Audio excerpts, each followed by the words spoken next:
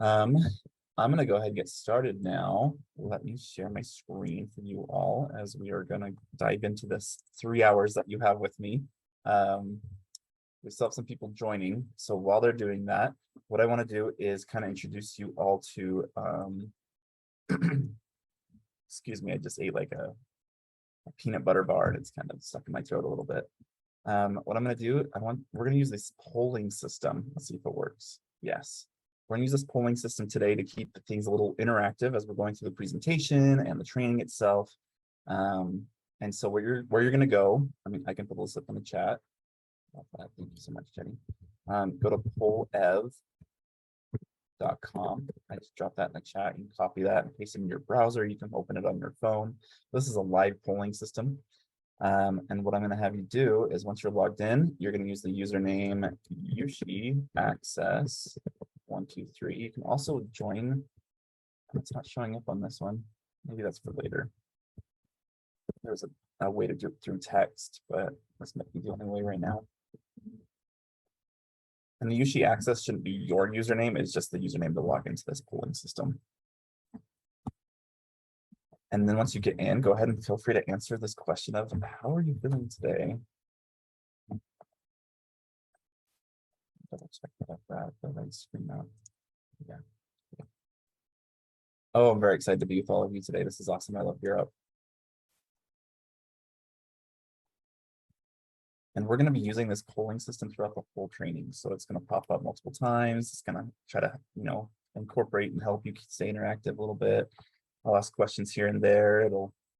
We'll do some other things in a moment. Looks like we've got 3 people popping in already. We've got some different reactions. We're right after lunch, so hopefully you don't hit that, post-lunch slump where you're kind of tired.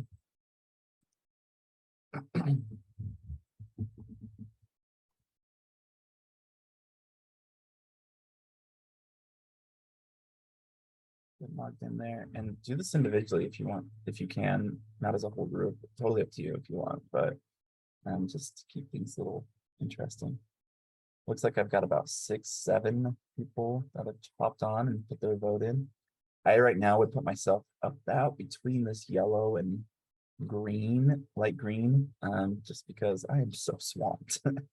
But I'm grateful that I get to spend some time with Gear Up today. This is going to be awesome.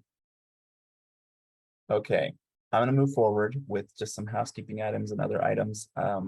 If you still haven't got into this poll ev, and I know we had somebody join just recently, but we're using pollev.com. That's the username of access 123. And you should be able to, I'll put that in the chat.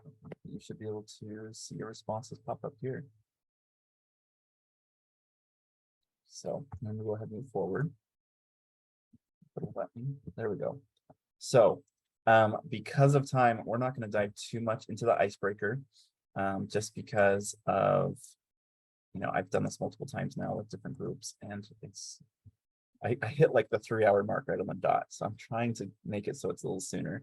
But if you want, go ahead and put it in the chat, then your name, and then what school you're located at, or what your position and title is,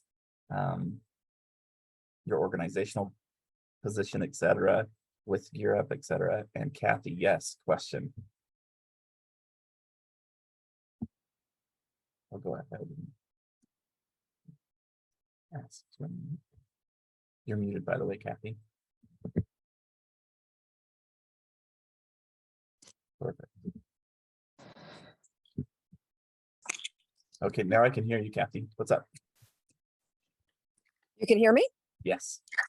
Okay, I didn't mean to hit the button, everybody. I apologize. So Dyllen, I was just going to ask you if you got my email about, some of my staff members don't work today. Is there, they'll have access to this specific one, or is there just a general video that you've created for people? This is being recorded so they can watch this afterwards once I have it recorded, edited, so it's shortened back to taking out the blank portions, and then you can share it with your group. I don't know if you responded, Kathy, but you're muted. Yeah, I'm okay. good. I'm good. All right, thanks. Awesome. Jenny, I see your hands up. Yeah, some of my staff are trying to get in and it says it's waiting for host to let them in. Into the Zoom meeting? Yeah. My bad. I scroll down on my participants and it's not being in the noise to say there's new people joining. There we go. They should be up now. Thank you. Okay. So once again, we've got your name, your school, your position, etc. I like seeing kind of what's going on. And then I'm gonna do a little activity here. So on poll everywhere, I want you with one word. You can't put two words, just one word, describe your summer. Or it would be like an activity you did. So if it's like two words, let's say like you went, oh, what's a two-word thing? You went to St. George. So you have to put St. George as one word, so no space, and it should pop up. And those that have just joined, we're using poll ev.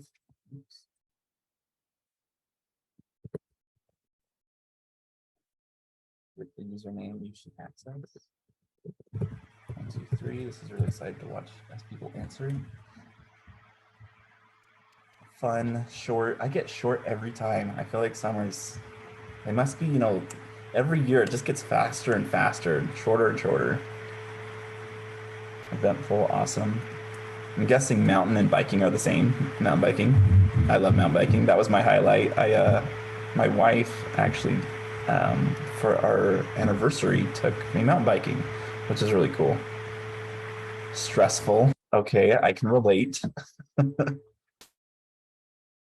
Fast, eventful. National parks, love that. Whoever put national parks, which one or ones did you attend? You can put that in the chat if you want. You don't have to put on this polling. Dylan, that was a consensus. But I don't want Mhm. everyone to think I am stressful. It was also my staff who also said they were stressed. So Love that. It's been a busy summer, right? Kathy got kicked out. Okay, let's go ahead and move forward. Love that. National parks. Those are, wow, you went to quite a few. And friendly. Make sure I'm saying that correctly. Is it friendly? Yes. Awesome. Okay. Let's dive in now. So a couple of housekeeping items. Number one, your needs are first. So if you've got, if you're working with students, if you've got a phone call that comes in, if you need to use the bathroom for some reason, no permission required, just go ahead and you can take off. And remember, if you miss any portion of this presentation, we will be recording it, so you can kind of go back and look at that portion if you feel like you want to review it. In addition, if I can't remember. So for attendance, if you haven't already, put your name, the schools you're working at, and your position title in the chat. That'd be awesome for me. Or have your name on Zoom match the name that we have record on for you, and you can just put your school or schools that you're at. Please feel free to be comfortable answering or asking questions anytime through this. Please understand that, you might not be the only one. Some things might seem simple, but you've never known, and it's a good thing to bring up. Other things might be really difficult, and you're like, I don't understand this, and Dylan, you're not explaining it very well. Love to be able to dive deeper into helping you understand that. So please feel free to ask those questions anytime. You're welcome to use the chat feature on here. You're welcome to put your hand up and go off mute. You can just go off mute. Either works for me. So I'd be happy to assist in any of that. And then you'll receive all of today's materials at the time we work on the case studies. So we're going to work on some case studies. Right before that, we're going to have a little break. So it's about halfway through. So I'll make sure you have access to that here in a little bit. You'll have access to the slides, so you can go back and review these anytime. You'll have access to the case studies, so you can go and practice other case studies that if you only do one of them today. And then you'll have access eventually to the recording once I have that downloaded and everything. So awesome. Thank you, friendly. Cecilia's on here. Okay. I'll make sure nobody else is added in. Great. Okay, today's goals and kind of the agenda for today. I'm gonna cover the basics. If you were in a boot camp last year, this might be a lot of familiar items that I'll be covering. I'll also be identifying changes to the upcoming FAFSA cycles. So this year's and next, a little bit, just briefly. I'll clarify, this is the biggest part, is just clarifying those confusing parts of the FAFSA. And we'll talk about that, bring up your questions. And then we'll do some different activities with case studies. Got a little game that you can win a gift card for, 2 people can win. Hopefully we can get to that in time. And then we'll just talk about some best practices for helping other schools with FAFSA night, as well as for those that will be hosting FAFSA nights. And then resources that I have available for you all. And we'll have some fun, hopefully. So back to the polling system. How comfortable are you helping someone complete the FAFSA? So number or A is I've never helped anyone except myself, or I've never completed a FAFSA, all the way down to E, which is I'm well versed in the FAFSA and I am ready to learn some really deep knowledge. So you have everything and in between there as well.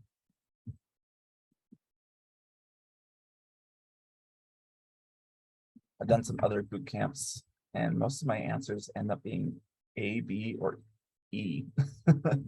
So it's been a good, we've got some newer people and then some of those that are just back for a good refresher.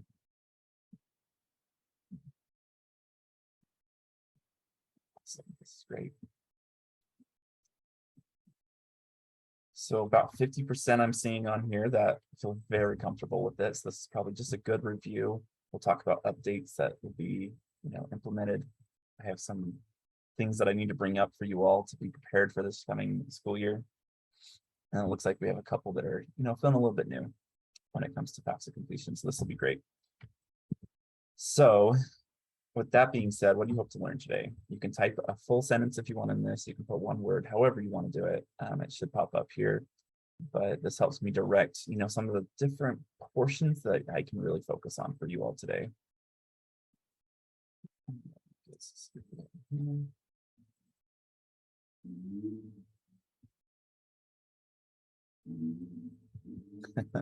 Easily navigate the impossibles of FAFSA. I love that. Hopefully I can help. All the deep FAFSA knowledge. I have some deep dives that we might be able to talk about doing later on to really dive into some specific groups or subjects when it comes to FAFSA.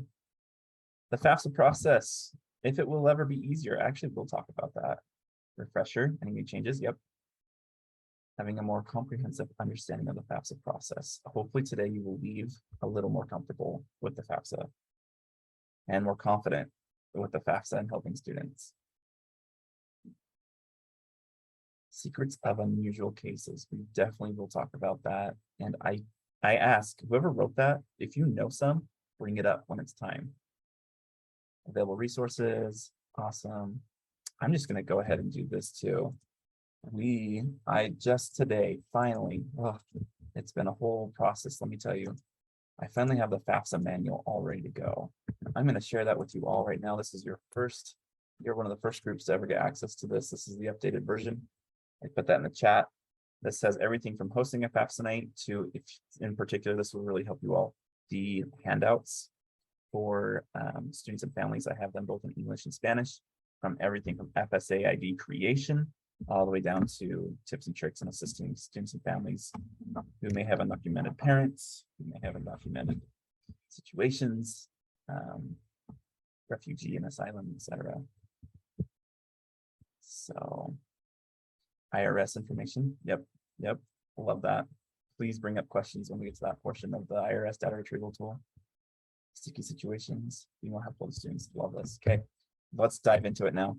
So I'm going to cover the basics of the financial aid, just so those that are a little bit new have an idea of what we're really talking about when we're assisting students with the FAFSA and what that can bring to them. So with that being said, let's cover the basics of paying for college. This is kind of our order of operations of what we recommend to students when it comes to, assisting them in getting the aid that they need to afford their college experience. So the first, we definitely want to push and assist them with getting access to free money, such as scholarships or grants. merely free resources if they can, and have those resources at their schools, such as concurrent enrollment, AP classes, international baccalaureate classes, etc. And then earned money, such as like, programs like work study that comes through the FAFSA, or even just their own, working as a job, etc. Then we do want to send them to and get some knowledge about saved money. So using different accounts such as 529s, credit unions, or bank accounts to save up for college. And lastly, and definitely lastly, making sure we instruct them and make them knowledgeable about borrowed money. We want them first to utilize everything else before they get to this last resort. But we do also recommend that they use federal student loans before using private loans. But we do want to make sure they're knowledgeable about it, just so they're making good decisions surrounding that if they decide to borrow money. So with that being said, what is the FAFSA? Very basic question, but very important. It is the free application for federal student aid. Now, this is your keyword for today. So if you need anything out of today, this is what I recommend you take away when you're assisting those that are like, I don't think I qualify for aid, so I don't need to do a FAFSA. The FAFSA is a gateway, that's your word, is gateway to all types of aid and many scholarships. And I'll talk about that in a moment. Students will need to complete the FAFSA starting October 1st. They can, that's when it opens, and they'll need to do it every year of college that they want aid. So it's an annual thing that they'll need to complete this for. The earlier in the school year, the better, just because of scholarships, deadlines for colleges, or priority deadlines for colleges, etc. And they'll follow at FAFSA.gov, which takes them over to the studentaid.gov website. But a new thing, just so you all know, the My Student Aid app that was used on mobile devices has been discontinued. So students are no longer able to use that. I know that was a tool that was able to be used at like FAFSA nights when the computer wasn't working, or there's some weird glitches going on as a good backup, but it is completely gone. So if students try to open it, it actually just kicks them over to the studentaid.gov website to file the FAFSA. So why should a student complete the FAFSA? And it's good to be on the same page, of understanding this for us in the state, because there's a lot of resources surrounding this. It gives them access to a lot of different resources. First being federal aid, so items like grants, work study, student loans. I'll dive into that in a second. And then the state aid and scholarships, a lot of them and most of them require the FAFSA to be completed. I'll talk about two very important ones that students in high school will be utilizing for sure this year. And then some institutional aid, and when I say institutional, I mean colleges and universities. Some of that institutional aid and scholarships requires the FAFSA, not all, but some. And then some private scholarships may require the FAFSA, depending on the scholarship itself. And so it's a good gateway to get access to everything, especially at the beginning of the school year for students like, I don't feel like they qualify. They do it sooner. They do it earlier than maybe when they're filing, or not filing, what's the word? Applying for scholarships. Maybe we'll get more access to some of those that they didn't think they would have. So with that being said, let's dive into federal financial aid. I'm going to use the terminology Title IV aid or Title IV federal financial aid. Anytime I bring up Title IV, I'm talking about the federal aid portion. And it falls into these different main categories of grants, work study, and student loans. And grants, the most common one you're going to encounter is the Pell Grant, sorry. And the maximum Pell Grant this year is currently $6,895. Usually that's split up by the different terms that the student will be attending or the semesters. So if we're doing 2 semesters, and then it'll be split in half. And that is subject to change, especially for future years. There's a lot of talk surrounding the Pell Grant and increasing it and such. So keep your ear out on that. Work study. Work study is a unique program, and you're probably very familiar with this, but students don't actually, so work study is earned as a paycheck. They'll see a full amount on their offer letter. So it'll say maybe let's say, for example, $5,000. You've been offered $5,000 for work study, but they can only receive that through work in a work study program. So they actually have to go get a job on campus, and then that's how they earn it. Usually these are on-campus jobs. Not all of them are. We will have a work study here in our office. So that is off campus, but it is, usually a part-time job that's very flexible with the student schedule And our colleges really like these programs just because they, the students getting that funding from the government to work. So usually the work study gets first pick. And then we have federal student loans. Just a couple of items surrounding this. You do need to know what a dependent versus independent student is. A dependent student does have to report parental information on the FAFSA. And so we'll dive more into the distinction of dependent versus independent students. Then we have subsidized versus unsubsidized loans. And subsidized loans basically means that the interest doesn't accrue while the student is at least enrolled at halftime in the college or university that they're at. Unsubsidized is the opposite, where that interest accrues immediately once they've utilized the loan. So, and subsidies are based on financial need. That's the same with work study and grants. So not all students are going to qualify for these different resources here. It's going to depend on their financial need, and it's going to be different for each student. However, all students do qualify for unsubsidized loans. So that's why we do have to make sure they're informed on it, just so they're careful surrounding that option when they're, selecting their colleges and how much aid they can receive, et cetera. So how much can a student receive when it comes to these different loans? For dependent students, the first academic year, their max is $5,500. Independent students is $9,500. And then when it comes to subsidized loans in particular, it's only $3,500 that they can receive max. So, and I will say that our colleges are really good about, as far as I'm aware, making sure students aren't taking out that full amount if they don't need it. So they will limit that number down to a smaller portion so the students aren't pulling out a ton.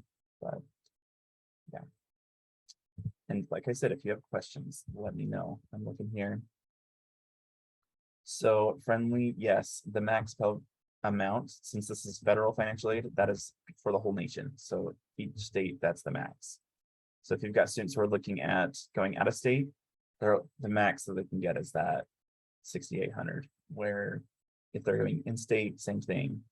It just depends. What's up, Xavier? Sorry, so Raymundo has a question. Yes.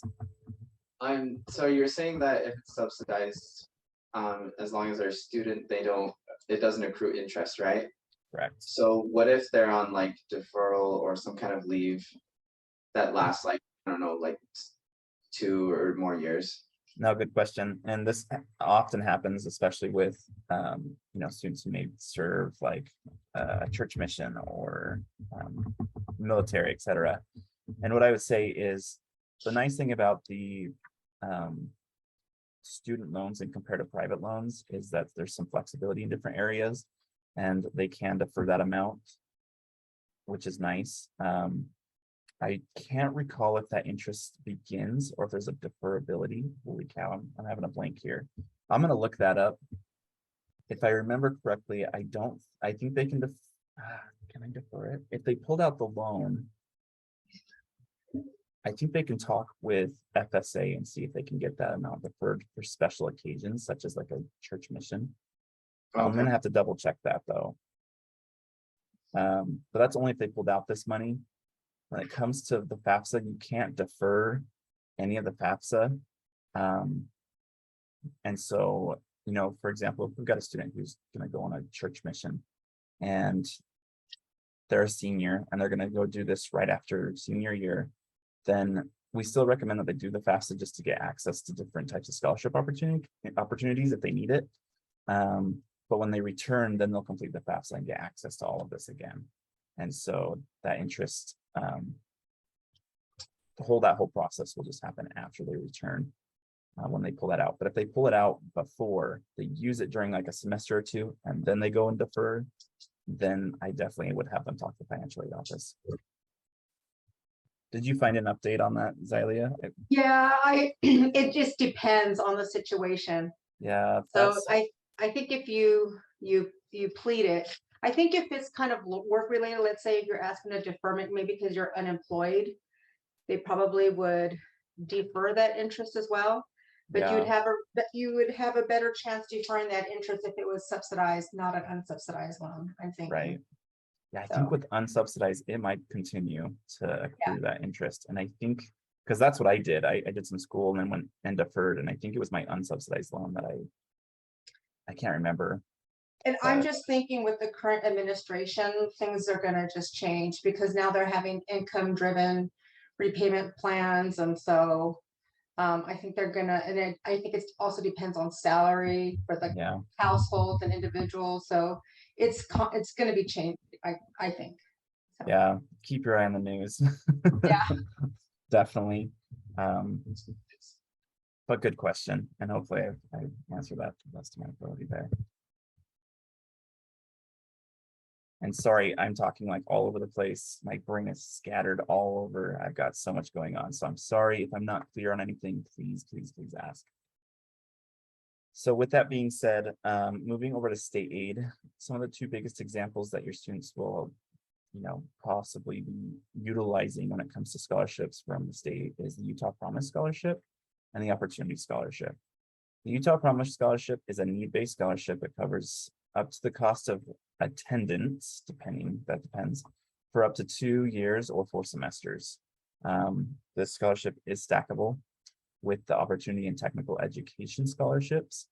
And with this, students actually don't apply for it. The colleges identify the candidates, but the FAFSA is required. So as long as they've completed it, this will open that door and the college will reach out to the student in their offer letter for this type of aid. On the other hand, we've got the Opportunity Scholarship, which is our very popular scholarship here in the state when it comes to our high school seniors. It is an academic scholarship and it goes towards only tuition and fees after all other state aid. So if there's other state aids, let's say the student gets this Utah Promise Scholarship and gets some aid towards that, then the opportunity is going to fill in the gap between that and whatever tuition fees are still needed. If the student has like a full ride somewhere, it may not work for them to get aid from Opportunity Scholarship, just because if they, if it's already covered that tuition and fees, because that's all the Opportunity Scholarship will go towards, then, the Opportunity Scholarship won't fill in that need, and the student won't receive anything from the opportunity. But if they don't receive that, they have that need for tuition fees, then they can get a max amount of, I think, $1,000 per year. Was it per year or per semester? It was per semester, my bad. So per semester, that's the max that they can get on the Opportunity Scholarship. Oh, friendly, that's a good question. I don't know how many are available, but I'm gonna guess it's gonna be last dollar. So they're gonna give that to those that have need, that have shown that need earlier on. And then once they run out, they run out. So what I would say is have your students apply to the FAFSA or file the FAFSA early on to get access to that. With the Opportunity Scholarship to continue, the minimum GPA for that is a 3.3. They must complete at least 3 advanced courses, and those would be in like concurrent enrollment, AP, IB course, international baccalaureate courses. And there are other areas that you could request these different types of courses in. I've talked to the scholarship team for that, but they need one advanced course in math, science, and language arts. And the student does have to apply for this Opportunity Scholarship. So yes, question. Raimundo had a really good question. Does this also, is it also applicable to like MTech, the tech schools? Yeah, yes, I want to say it does. Yeah. And they also have the technical college or technical education scholarship that's also specific to those technical colleges. That'll be the first one I'll definitely recommend. Dory, question. Just as an FYI about the Utah Promise, or just to kind of add to that, the Utah Promise is available, like you said, in every school, but each school tweaks it a little bit differently. Right. And so like the University of Utah has specific requirements for Utah that's going to be a little bit different than what Dixie or UTU offers, or even at USU or any of the others. And so you just have to really know what each of the schools requirements are for their Utah Promise Scholarship. Right.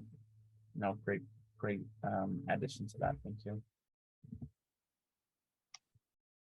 There are tons of other state aid scholarships, but they're a lot more specific to specific groups, etc. If you want more information, definitely visit uc.edu.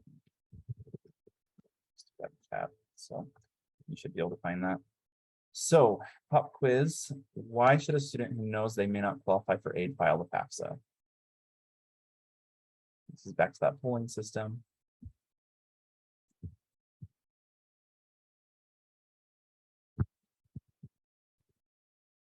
And I recommend if you've got the polling system, just leave it open somewhere. It's on your phone.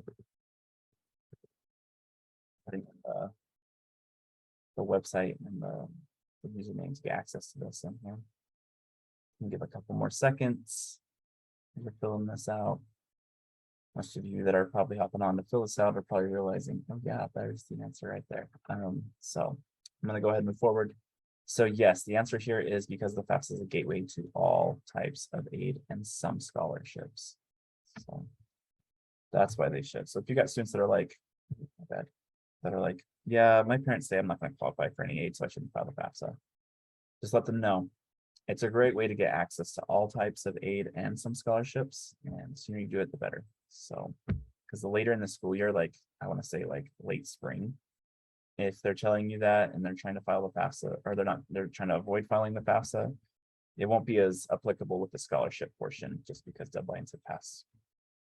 And I will say, because the opportunity scholarship is so popular, when February hits, everyone that hasn't filed the FAFSA already is trying to file the FAFSA and hit that deadline. And some of them don't make it in time because the FAFSA portion is not done. So let them know early on that it needs to be done early. So it takes a little while for the FAFSA to get processed. And if you do have any issues surrounding that, please let me know.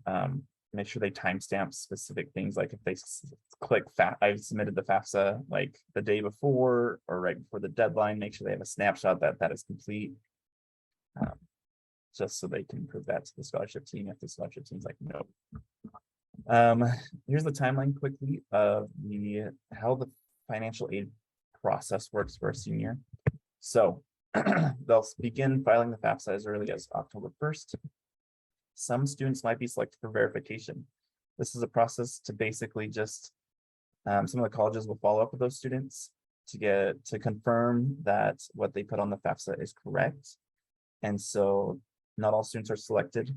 A lot of the time, or most of the time, it is randomized, especially for those that are unable to use the IRS data retrieval tool. And from what I've heard, at least from Salt Lake Community College, about 1/3 of the students who file the FAFSA are selected.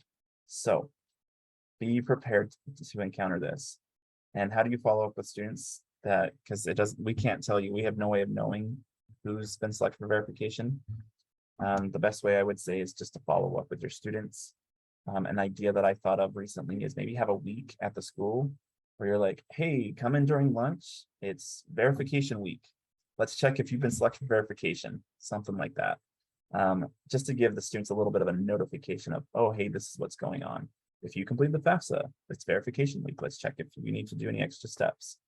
And they're going to receive that verification from individual colleges. So it's going to depend. They may not receive one from, they may receive verification from only one college. They may receive it from all of them. It just depends. And this will happen in the winter and the spring, depending on the college. Then in the late winter, definitely the spring, the student will receive an award letter or an offer letter listing all the aid the student has been offered. And they'll just need to complete and return that award or offer letter. And that's where they can basically say no to specific types of aid. They can say, no, I don't want any loans. So, and then return, or they can specify how much they'd like to pull out. Those that do decide to take out student loans will need to complete what's called entrance counseling. These are basically some online modules that help prepare the student in preparation for taking out a loan and how to pay that back. So it covers terms and conditions. It covers, the repayment process and interest, etc. And they'll just need to sign that master promissory note with that to be able to get that access. And then right before the term or semester, the aid will be dispersed to the college. So with that being said, we covered some basics, but are there any questions? I know you've been asking them throughout, so I'm going to move forward. If there aren't, if you're typing right now, continue to type. I'll look back at that. But let's talk about the FAFSA changes and updates that are coming.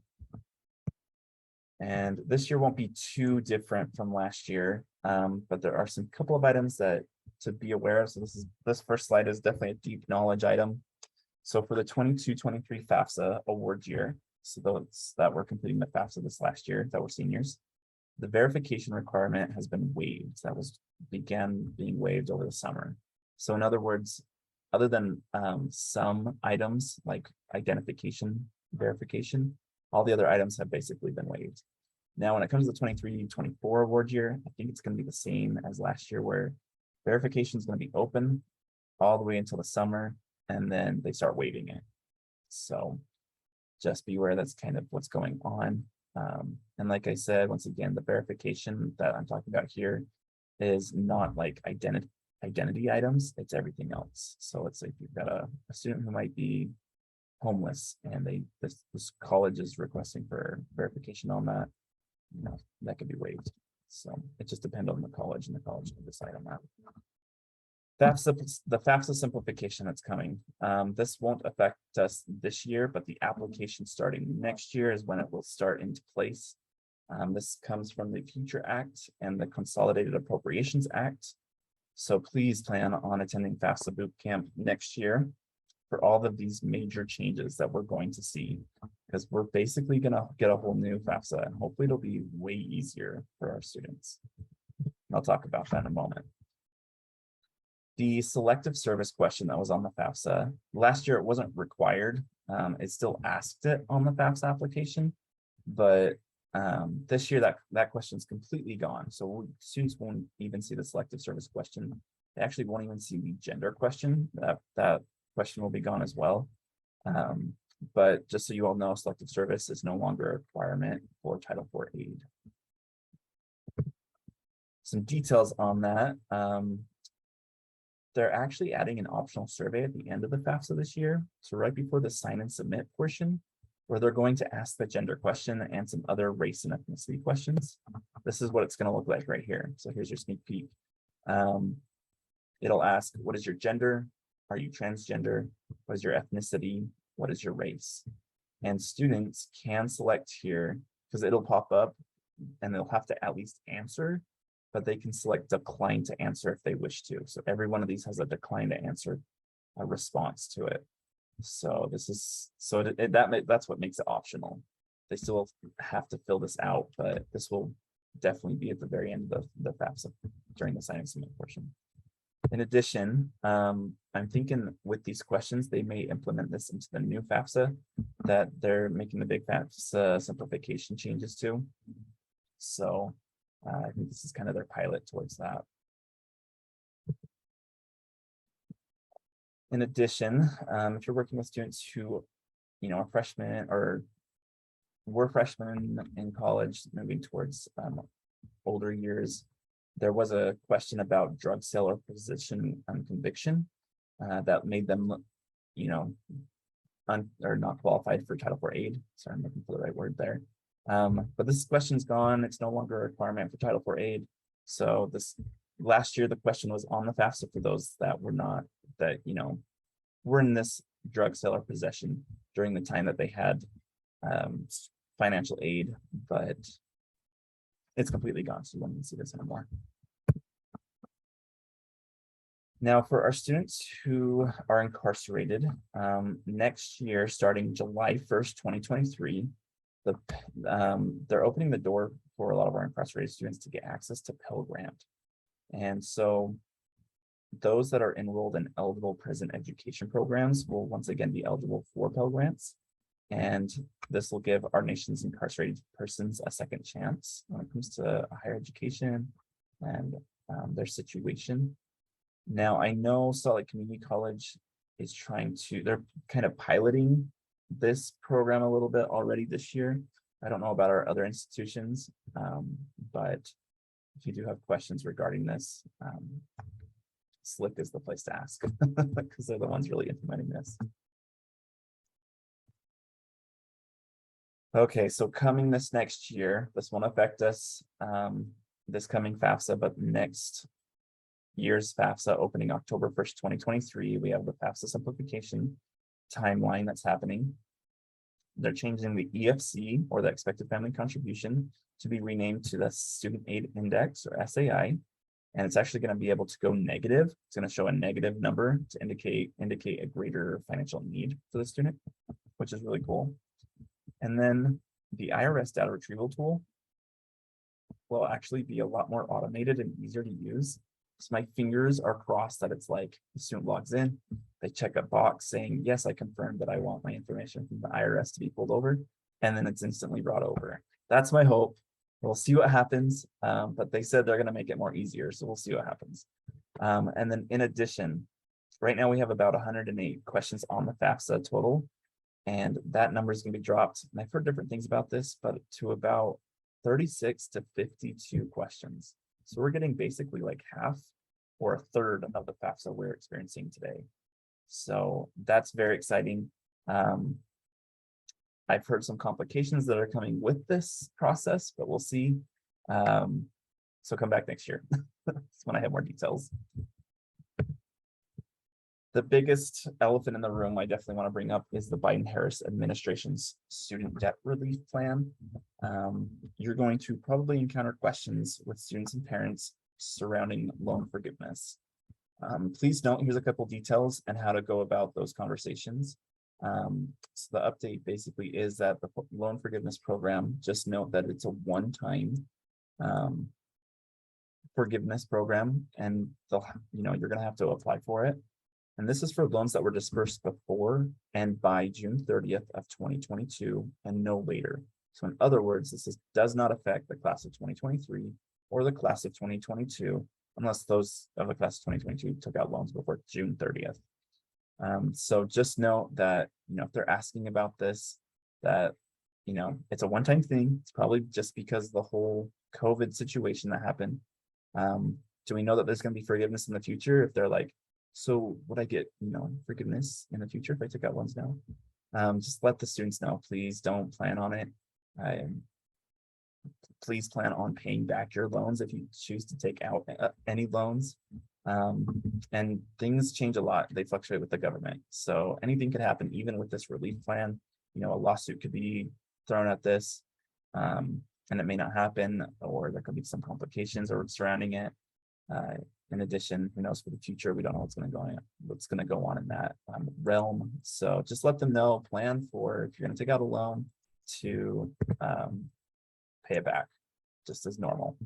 And I'm going to put in the chat here, if parents are if they're starting to ask about this, about their loans they've taken out, here's a link surrounding this announcement and some details around it. So I would direct them here, and just let them know that's all they need to really know about. So in addition, please keep in mind, this is the biggest thing you really need to take away from this, is that this application for the loan forgiveness program will be opening most likely here in October. The Public Service Loan Forgiveness Program application has a deadline coming in October 31st, where there's new updates.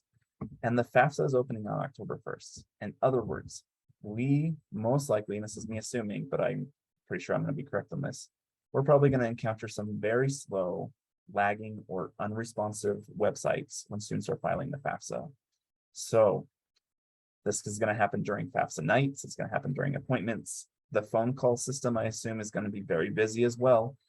And so what I want you to do is please plan with your team, plan with your school on how you're going to follow up with these students and families. I recommend, if it's not working and you're at an event, schedule an appointment right then and there with whatever family you're working with. Make sure they have access immediately, because it's a barrier just to get students and families to an event like a FAFSA event. It's a barrier just to get them to come sit with you, in an appointment.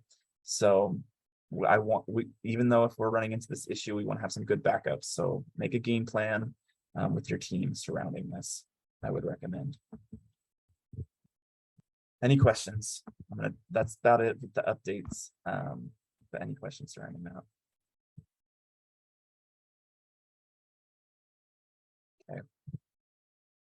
Any for typing, please continue. Okay, now we're going to hit the bulk of the training and talking about the FAFSA frequently asked questions. So with that being said, let's go ahead and dive in. First thing to note is the demo site that we will be using later on only has the 23-24. Okay, no, the 22-23 FAFSA open, sorry. It doesn't have the 23-24 open yet. From what I heard, my fingers are crossed on this as well, is that it should be available a week before the FAFSA opens. So hopefully you should have access to the demo site to really see what's going on. The only major thing I believe we'll see is that gender question change. So having it taken off and then having the optional survey at the end. So you get a sneak peek then. So with that being said, my screenshots are doctored based on the 23-24 FAFSA. If there's any major changes on there, I haven't seen them yet, but from what I've seen in other places, there haven't been very big changes yet. So to give you a break from my voice, because I know it's lunchtime and my voice can be boring, we're gonna watch this video. I love this video because I can't log into the FSA ID to see the different questions. So this really helps to being able to see what's in there. And there's no like demo site for this. So, and keep an eye out. There's a new thing they've added to this. So actually, I need to edit my sound. That's going to cause an error. Give me 1 second.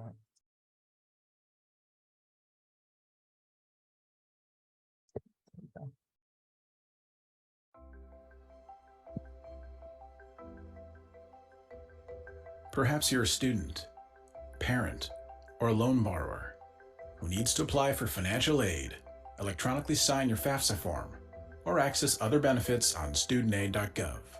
To take full advantage of all our resources and log into studentaid.gov, you'll have to first create an FSA ID.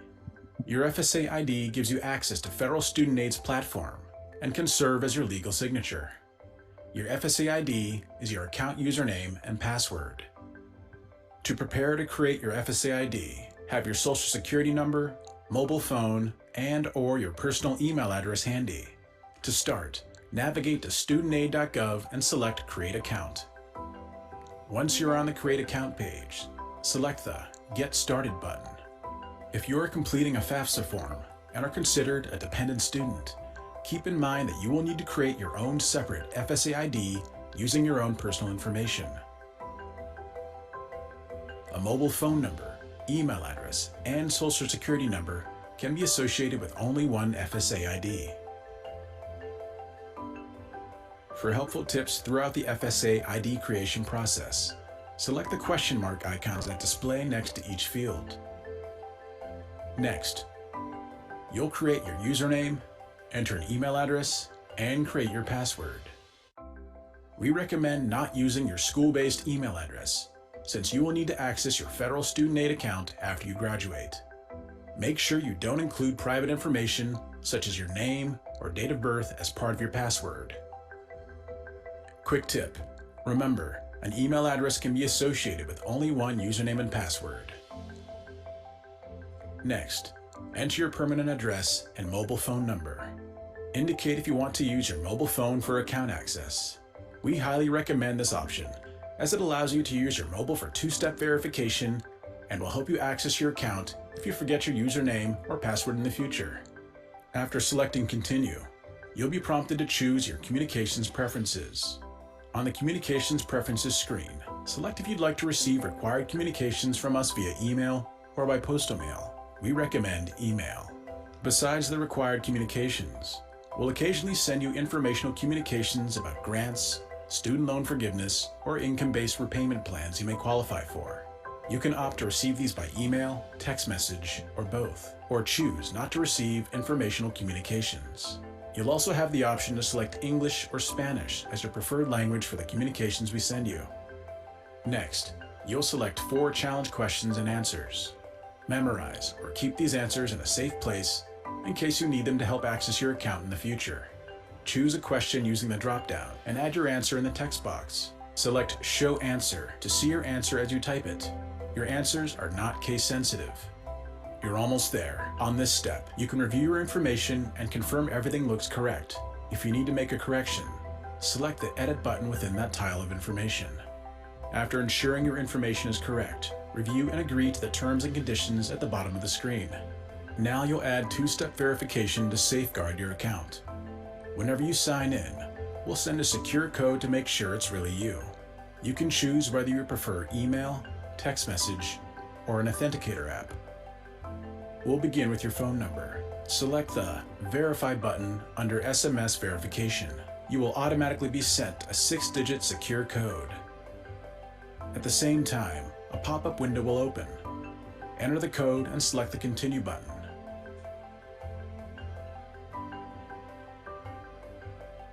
You'll see a green verified icon appear that tells you you're successful. Next, verify your email address. Select the Verify button. You will automatically be sent a 6-digit secure code. At the same time, a pop-up window will open. Enter the code and select the Continue button. You'll see the same verified icon, confirming that you verified your email. You'll also see a green box confirming that your 2-step verification is ready to go. We also suggest setting up an authenticator app, which provides the most security of the 2-step verification methods. Select Set up an authenticator app. A pop-up window will open. Follow the steps you see there. First, download an authenticator app from a mobile app store or use one you've already downloaded. Next, you can either scan the QR code with your authenticator app or copy the key into your authenticator app. Then select Continue. Another pop-up window will appear. Enter the secure code generated by your authenticator app and select the Finish button.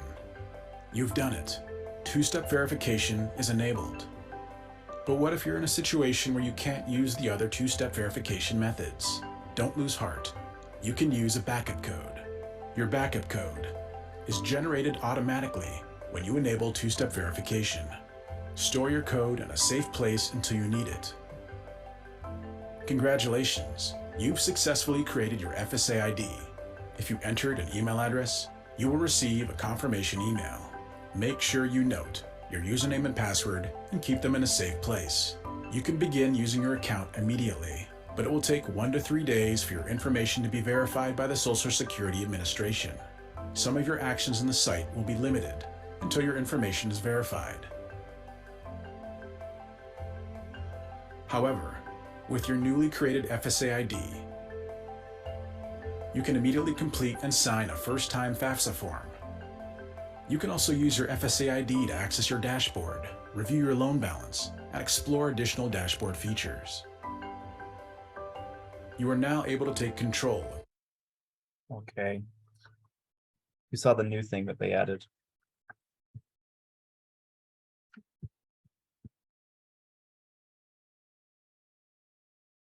Any guesses?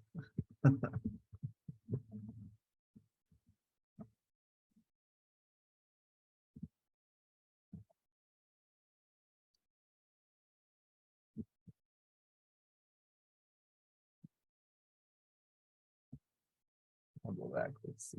Show you what it is. So this new feature I thought was very interesting, and I wonder how well it's going to turn out. Method Is this authenticator app that they have option? So that's a little bit different. I'm not sure if it's going to be like, you have to insert your email or text or the authenticator app, or if it's like you have to have at least your email or your text and then the authenticator app. I'm not sure 100%, so I'm curious how this is going to look in action, but that's the big new one, I guess. And then something that I haven't really focused on in the past is this one-use backup code. And this might be good during events, when students and families have this. Make sure they maybe save this backup code just in case they try to log in later and it's not working as they're working on the FAFSA. And it's only a one use, so once you use it one time, it's done. Like, you can never use that code again. But maybe screenshot that or something for the student parent. So very interesting items there. But with that said, any questions surrounding the FSA ID right now so far? Okay, I'm going to give us a pop quiz. So, first question, what is the FSA ID? I recommend reading this all the way through.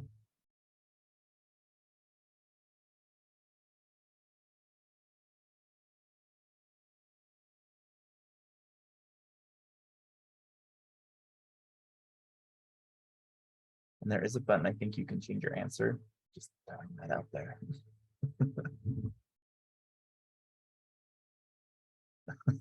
As I watch this silly change. So yeah, awesome, great job. So the FSA is the username and password to log into the FAFSA. It is the login to use the IRS data retrieval tool, and it is the legal signature to electronically sign the FAFSA at the end. So all of the above. With that being said, if a parent's FSA ID isn't working and they can't log in, can they create a new FSA ID to fix the problem? Yes or no?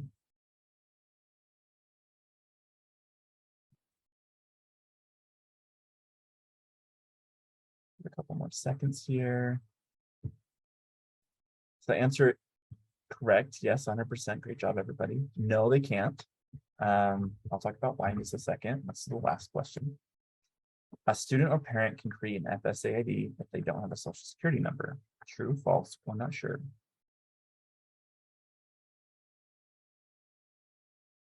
I'll repeat that. A student or parent can create an FSA ID if they don't have a social security number.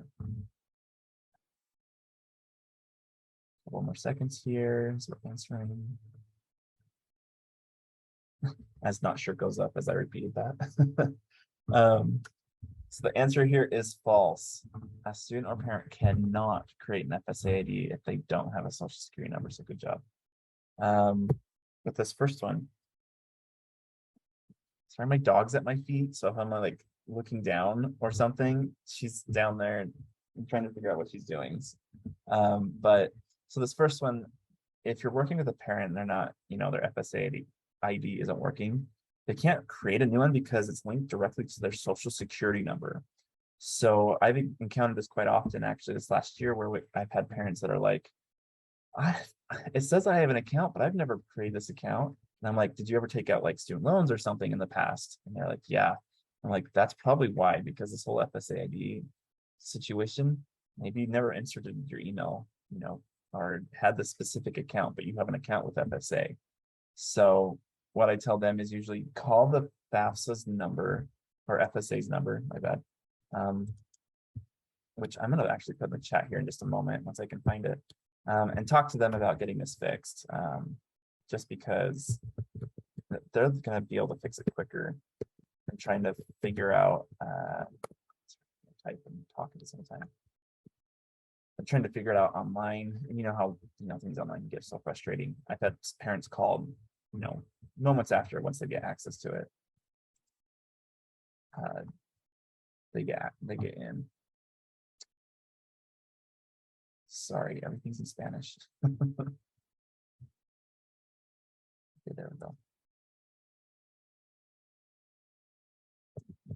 Here's your phone number, dropping in the chat.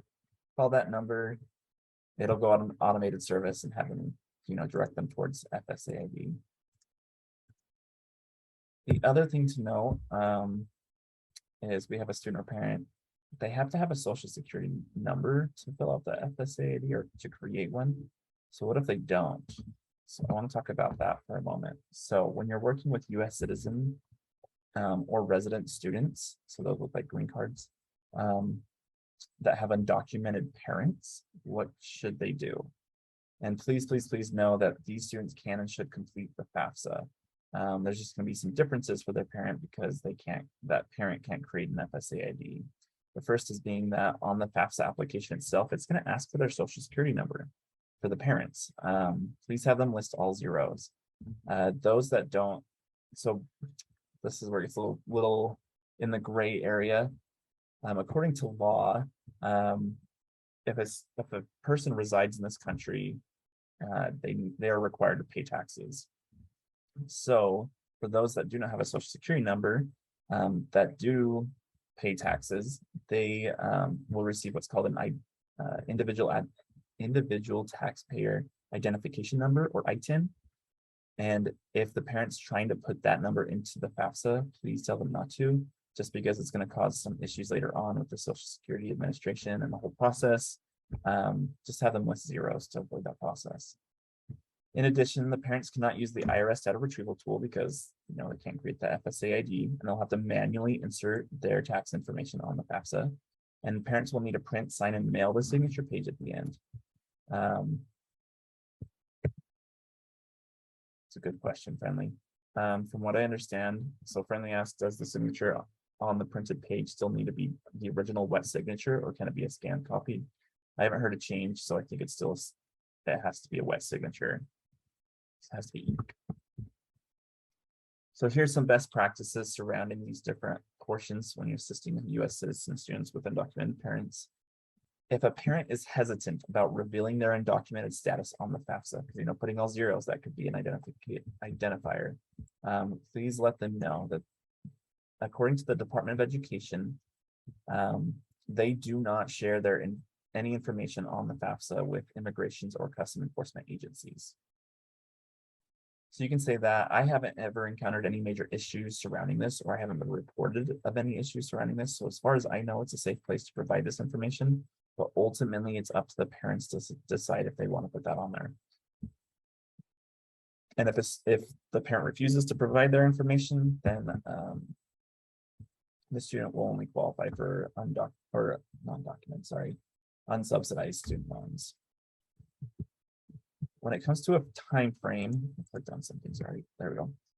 When it comes to the time frame of submitting the FAFSA, if a student and at least one parent have an FSA ID and they sign it digitally, it takes about 3 to 5 business days to get processed. Now with a student who has the FSA ID, uses their digital signature, and then their parent prints and mails the signature in, it can take 5 to 10 weeks. And I've heard that vary depending on other sources that I have, but just know that's going to take a longer period of time for that to get processed. So students may receive emails saying, hey, you're still missing a signature on your FAFSA, and as long as it's before this 5 to 10 weeks, then they should be okay. They don't need to respond to that. But if it's after, then I'd probably follow up.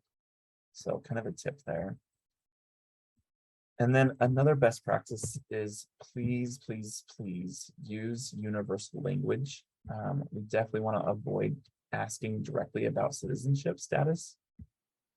And so using a universal language to all students at least opens the door and plants that seed to them knowing what to do. So I'm going to give an example. Let's say you're talking about the FSA ID for, let's say a classroom or to an individual student or etc. So what you say is, just to introduce it, the FSA ID is the login for a student for the FAFSA application, and it is used to digitally sign the FAFSA at the end. The student and one parent will need to create an FSA ID. That's kind of the basic, right? What we want to add to make this more universal is this next portion, unless the parent does not have a social security number. If that is the case, then the parent will not create an FSA ID. And at the end of the FAFSA, the parent will just need to print, sign, and mail the signature to get processed. So now we've included that instruction. We've included the situation of the students that may be in this situation. And for the students that know that their parents may not have that social security number, then they have instruction of what to do. And they can come ask you about it. So now they know you're knowledgeable about that. For those that don't know that their parents may not have a social security number, now it's a good time for them to start asking, right? So they know what to do in this process. And then for those that just doesn't apply to whatsoever, usually it'll just go over their head and they won't think twice. Now, to include our undocumented students, we definitely want to add, I recommend adding this as well when it comes to talking about the FAFSA and saying not everyone is eligible for aid from the FAFSA. To be eligible, you need a social security number to file the FAFSA. If you do not, there are other ways to get aid, and please come talk to me to get more information. So now you've opened that door at least to give them the resources they need. Maybe even say, I have a paper in my office that I can give you, or something that gives them access, an action item to do. So that's what I would recommend. So I'm looking at the chat.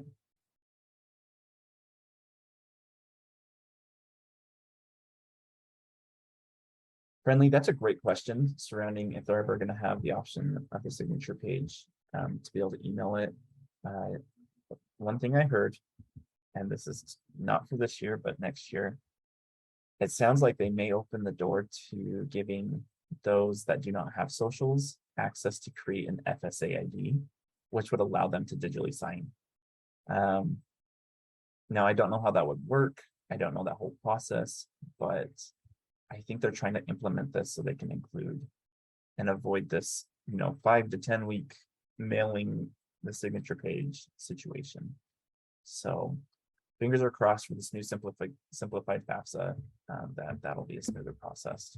But great question that you brought up. It would be amazing. I agree. Okay, any questions surrounding, I'm going to talk more about undocumented students in a second, but any questions surrounding parents who may be undocumented or do not have social security numbers and assisting them?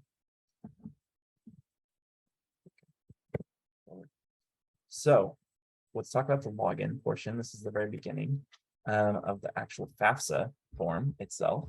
When a student's logging in, they'll see these different questions asking, or the FAFSA asking them to tell them about themselves. There's I am a student, I am a parent, or I am a preparer.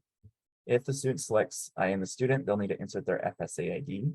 If, let's say, a parent or you come over here and start one of these other ones, so the parent or the preparer, they'll ask about the student's information. So please note, if the parent's inserting this information, please make sure they put the student's information. So the student's first name and last name, date of birth, and social security number, not the parents, because that'll make a whole different application. And either way they click one of these, it'll send them to the exact same place.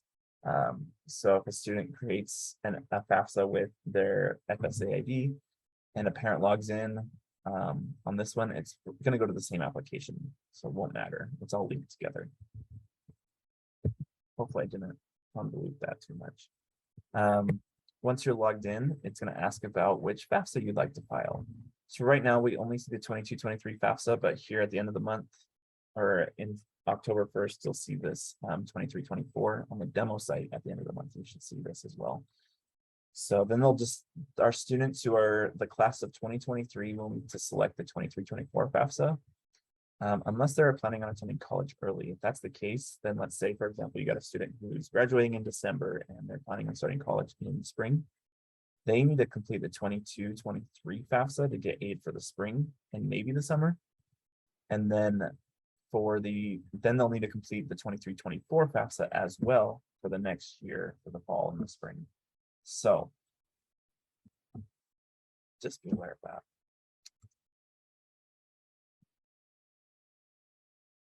Let's see. Yes, and make sure they insert their name that's on their social security card. Thank you so much, Brian.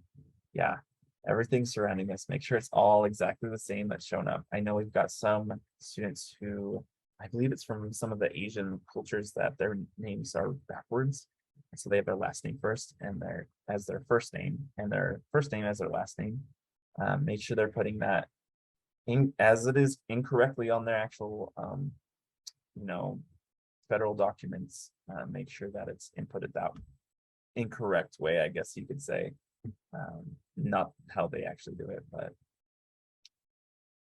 great question, Brian. If students can get money or aid for summer or school term, that's going to depend on the college. So I would ask the college surrounding that, as long as they filed the form, it may give them access to it. It's just going to depend on the college. And when it comes to like Pell Grant, usually Pell Grant's for the whole year. So it may pull from that total amount, if that makes sense. So they'll have like fall, spring, and summer. They have to spread that out between. So good questions. Once they've logged in, it's going to ask about a save key, and the save key is basically saves the progress if they cannot finish the FAFSA in one sitting. This is any 4 to 8 characters. I tell students, hey, just any, like a pin, if you have like a 4-digit pin that you can easily remember, or even put 1, 2, 3, 4, that's totally fine. Just make sure they remember that in case they can't finish this in one sitting. And please note that the FAFSA only saves the progress of their application for about 30 days, about 1 month. So if you're working with a student at FAFSA night and they don't have all the documents that they need to complete the FAFSA. They're like, I'll do this later. Make sure you follow up with them within those 30 days, because if you don't and they do not log back in, it will completely erase the entire application. And that can just be another big barrier in the way. So 30 days, please remember that. So now we're diving into the specific sections of the FAFSA. I'm just gonna do the frequently asked questions that pop up in these ones, not every question. I'm not gonna go over every question, and you'll get some practice here in a little bit. But let's dive into the student demographics. The first one that stumbles students a little bit is this: have you lived in Utah for at least 5 years question. It is okay to put no here. I don't know if this is for like eligibility in other states, not totally sure, but here in Utah, it doesn't matter. They can select no. It'll ask some further questions like, when did you become a resident? Da, da, da, da, da, da. Just note, to qualify for Utah in-state tuition, for students who are US citizens, permanent residents, or refugee asylum grantees, as long as they've lived here for at least 12 months, they should have in-state tuition or Utah residency. Now, for our students who may be undocumented or have DACA, they need to get in-state tuition, attend a Utah high school for 3 years, graduate from Utah high school, or get like a Utah GED. And if at that point they feel like they qualify, then they'll need to sign an HB 144 affidavit with the college they're planning on attending. And from there, they should be able to possibly get in-state tuition. And those affidavits may differ between the different colleges. So I definitely talk to them at that point. A great website to refer a lot of these students towards is educateutah.org. I'm going to drop that in the chat so you have access to it if you don't already. And it actually has some HB 144 affidavit information on there as well. So I was going to add something else. Oh yeah, if a student, for example, in that situation that may be undocumented, attends a Utah high school for 2 years and graduates, that doesn't count. So that sophomore year is a good time to really, if you're working with sophomores at all, make the students knowledgeable of this whole situation. Is that sophomore year, maybe even freshman year. So let's see if they can qualify. Now the question underneath the 5 years is, are you a US citizen? And the answers are yes, I am a US citizen, no, but I'm an eligible non-citizen, or no, I am not a citizen or eligible non-citizen. And this brings up the question of who qualifies for Title IV aid. And I specifically put here Title IV aid, federal aid, not state and other aid. So those that are US citizens and those that are eligible non-citizens. So eligible non-citizens kind of fall into permanent residents and those with green cards, refugees and asylum grantees, and there's a lot of other situations. I recommend going to this portion of FAFSA's website. Let's see. Sorry, I didn't have this up earlier. Make sure this is the right one. Because this covers all the different paperwork that a student could have to qualify and what would not qualify. I'll drop this in the chat so you have access to it.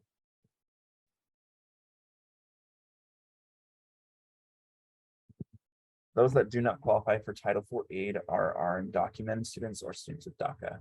So that brings up the question, should an undocumented student or student with the deferred action for childhood arrivals, temporary protected status, or deferred enforced departure complete the FAFSA? In most cases, we recommend no, just because most likely through the, because it asks for the Social Security number, the Social Security Administration may reject their application process. So that's why we recommend it to not do it. If students do need to complete the FAFSA to qualify for scholarship, some type of scholarship, please have them work with the college's financial aid office, or the Dream Centers. I know SLIC and University of Utah, their Dream Centers are very welcoming in assisting students, even if the student isn't planning on attending that college, assisting them in these different aspects. And I recommend talking with the college in this, because they can work on a handwritten, or not handwritten, a paper FAFSA, and they can calculate the aid from there. They can also do the, it used to be called the FAFSA forecaster, But I think it's just called the aid estimator now on FSA's website. But that should be available, and I would recommend that. We have a good video on our YouTube about this. Chris Macias from the University of Utah's Dream Center, he was the past president, did an interview with us back when we were in Ukiah, and he had some great information surrounding assisting undocumented students or dreamers. And I'll pull that up for you all. At least I'll just give you the YouTube page so you can look it up. My internet's a little slow, so give me just a second. That's really slow. Any questions as I'm going through this so far?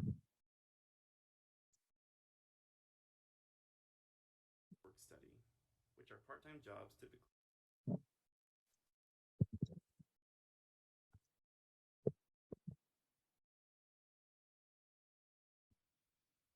I have to drop in our YouTube in there. That should give you access. And then there's this helpful 2-pager when it comes to asking questions about students that, surrounding financial aid and being documented. So I'll drop that in the chat as well.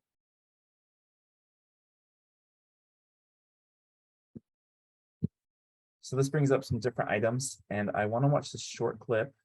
It'll only be about a minute long. We don't watch the whole video. Maybe recommend it because it's good information.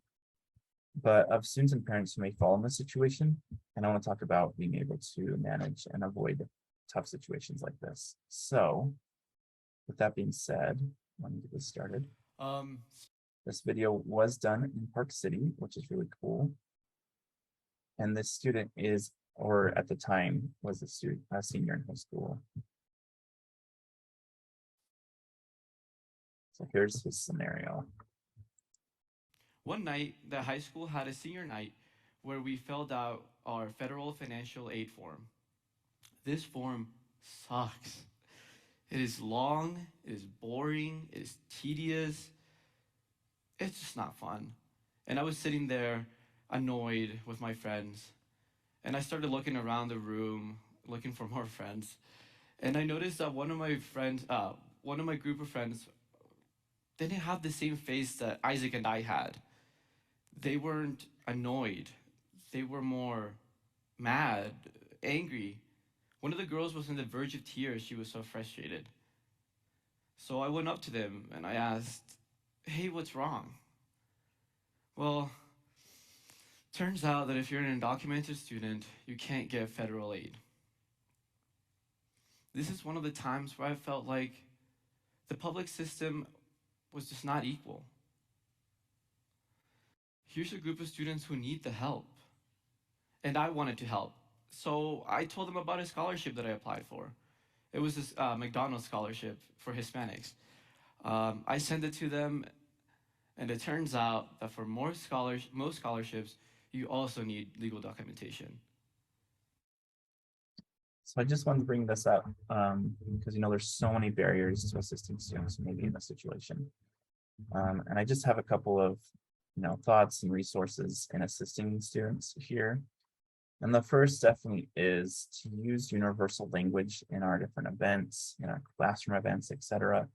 So when you're working with students as a group, individually, etc., please include instruction about undocumented students when discussing the FAFSA or scholarships in these different meetings and classroom instructions, and maybe even advertising events, just so because we want to basically avoid the situation of putting our family in the awkward situation where it's known. We've got a student here, for example, who goes up to this family asking what's going on. Now the family's embarrassed because of the situation. We want to avoid those types of situations, and we want to be able to make sure that they're understanding beforehand and prepared to know what to do early on.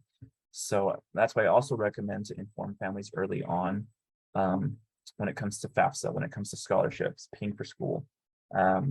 So if you're working with students, if possibly even before senior year, make sure this information is being given out, that, be able to talk to them about this early on, and make sure your language is universal. So you're saying this to all students, just so we're not identifying or making those that,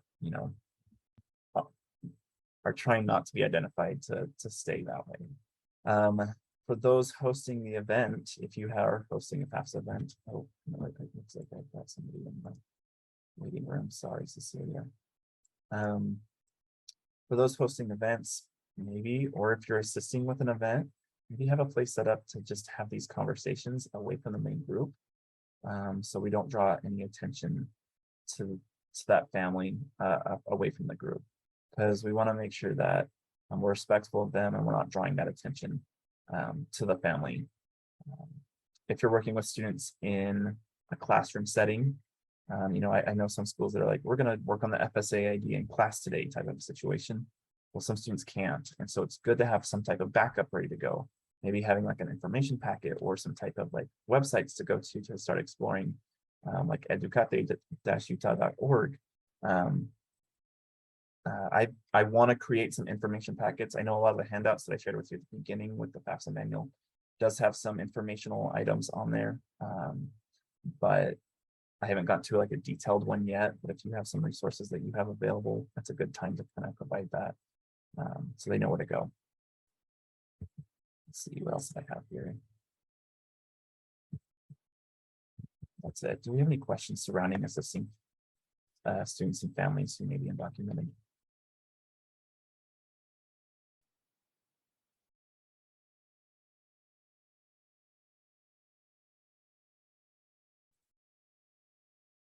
Okay, I'm gonna move forward. If you do, let me know, please.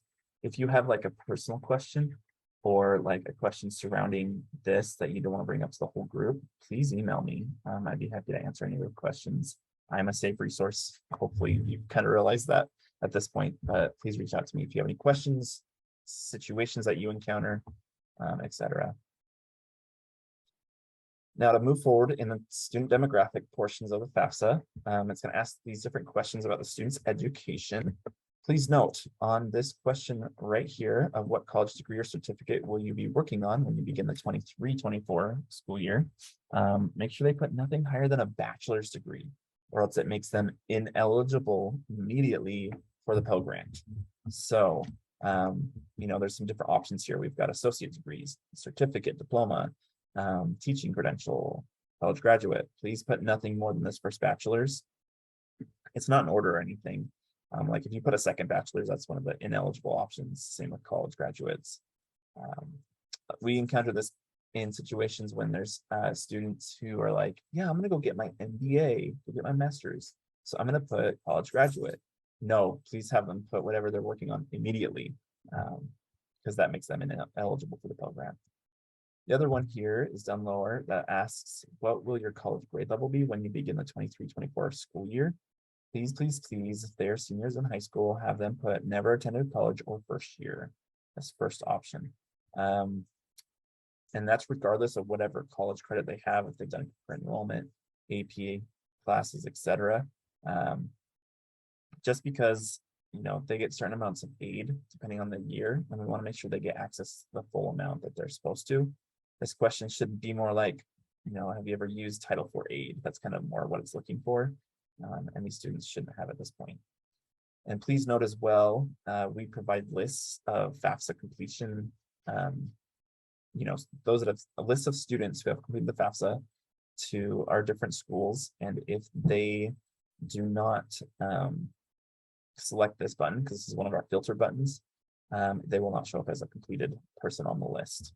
So that's a big one to select. Oops. And the last item here is that this is where it asks about the work study. So, sorry, my dog wants to go out. She heard somebody outside, now she wants to go out. So if you're scratching, my bad. And what I said on the work study, I recommend students selecting yes. I mean, at least they can say no later, right? And they technically have to get a job in order to get access to that, a work study job on campus. So at least opening the door now keeps that open for later on if they want to say no later, instead of saying no immediately and never having access. Now, the second portion here is the school selection.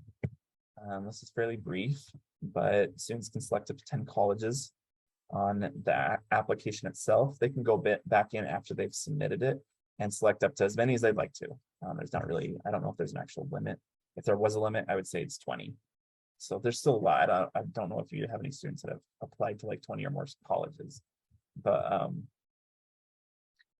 this is where this portion is. They have numbers of putting them in order. It doesn't matter, especially for Utah. When it comes to housing plans, just have them select, their best guess. It's going to ask, are you going to live on campus with parents or off campus? Just use best guess there. Now to the more detailed and a little more tough portion is the dependency status section of the FAFSA. So we're going to talk about specifically independent or dependent student situations. And remember, dependent requires parental information, independent does not. And do note that students under the age of about 23, 24 have to report parental information on the FAFSA unless they can answer yes to one of the questions in this dependency status section. So if they're older than 24, then they're considered independent, in other words. But before so, they are considered dependent. So students who are married are considered independent. It'll ask about their marital status. And most students you'll probably encounter will select single, but please note that that is what that will make them independent if they select married. And they will have to provide further documentation if they select yes to any of these. So with the college, just to confirm that. Students who have their own children or other dependents for which they provide more than 50% of the support of those other dependents would be considered independent. Students that are on active duty or are veterans are considered independent. Those that are at age 13 or older that were in foster care or a ward of the court or both parents were deceased would be considered independent. Now, if you have a student who was in foster care, got adopted at age 12 and a half, they would not be able to select this button here. So it's only 13 or older. Those students that are emancipated are considered independent, and those with a legal guardian who is not their parent or step parent. Now, legal guardianship is very specific. This is not custody. Custody does not count here, and it has to be specifically court-appointed legal guardianship. So they should have paperwork surrounding that as well. And then if this is a dependent student, they'll just select none of the above.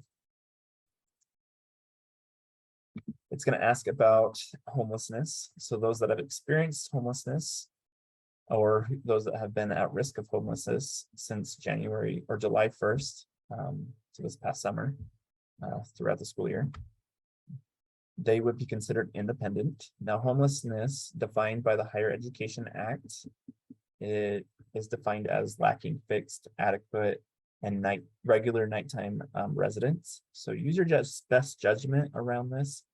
And note that if you do have any students who may be in that gray area that you're not sure, they do have to provide a letter to the college from a McKinney-Vento case manager, if you have one at the high school or the district, a shelter, a clergy, or from a counselor.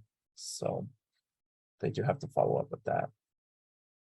And I've played around a lot with some homelessness situations, so I kind of know. So if you have a question, you're like, this is kind of a gray area, can I ask you? You're very welcome to. I would definitely recommend talking to the student's counselor, their high school counselor, to see what would be best for the student situation. Now, if you go through all of these and you answer no, then you'd be considered dependent, or the student be considered dependent. And it's going to ask this question right here, whether or not you will provide parental information or you're unable to provide information about parents.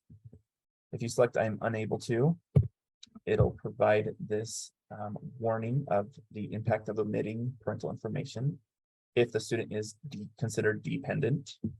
And if a student, moves forward as a dependent student without parental information, they would only be considered for unsubsidized loans. But there are exceptions that can be made. It'll move to this next window of asking about a special circumstance. This is kind of the gray area of figuring out if a student could be actually considered independent. It gives these different answers you can provide. So the first one being, I would provide information about my parents. I have a special circumstance and I'm unable to provide information about my parents.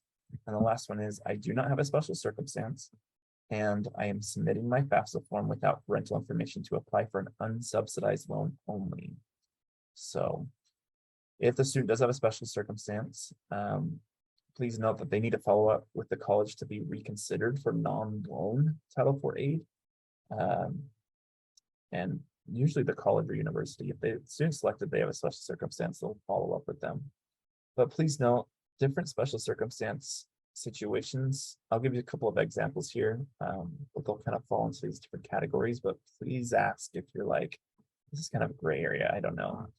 So a student that maybe has incarcerated parents, that could be considered a special circumstance.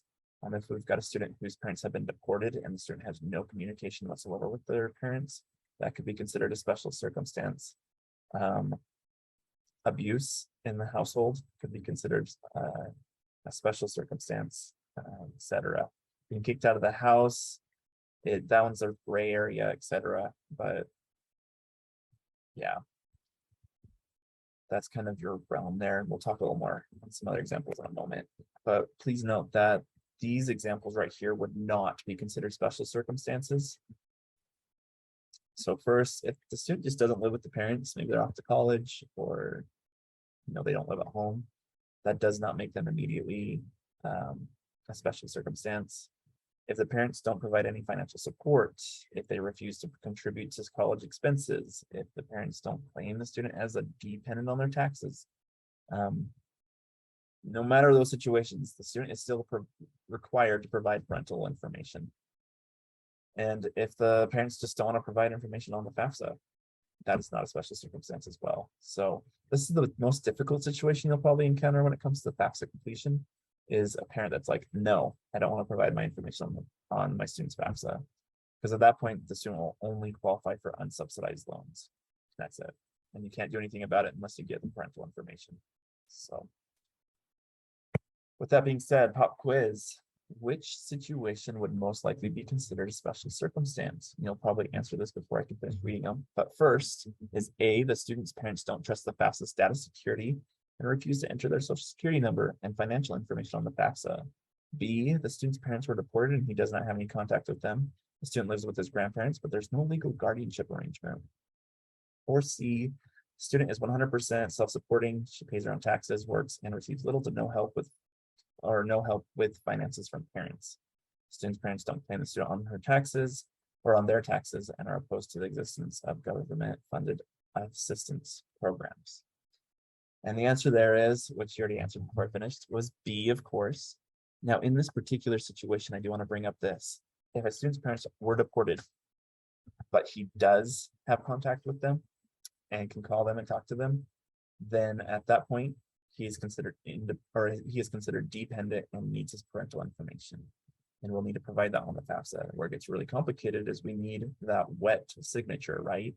So you're gonna have to figure out some situations. So if they can, print it out, if they have access to internet in the country that they're in, and print it out, sign it, mail it in, awesome. If they can't do that, they don't have access to internet, then they'd have to, maybe the student would mail that signature page to the parents, have them sign it, and maybe the parents could mail it back to the student or to FSA, depending how that works.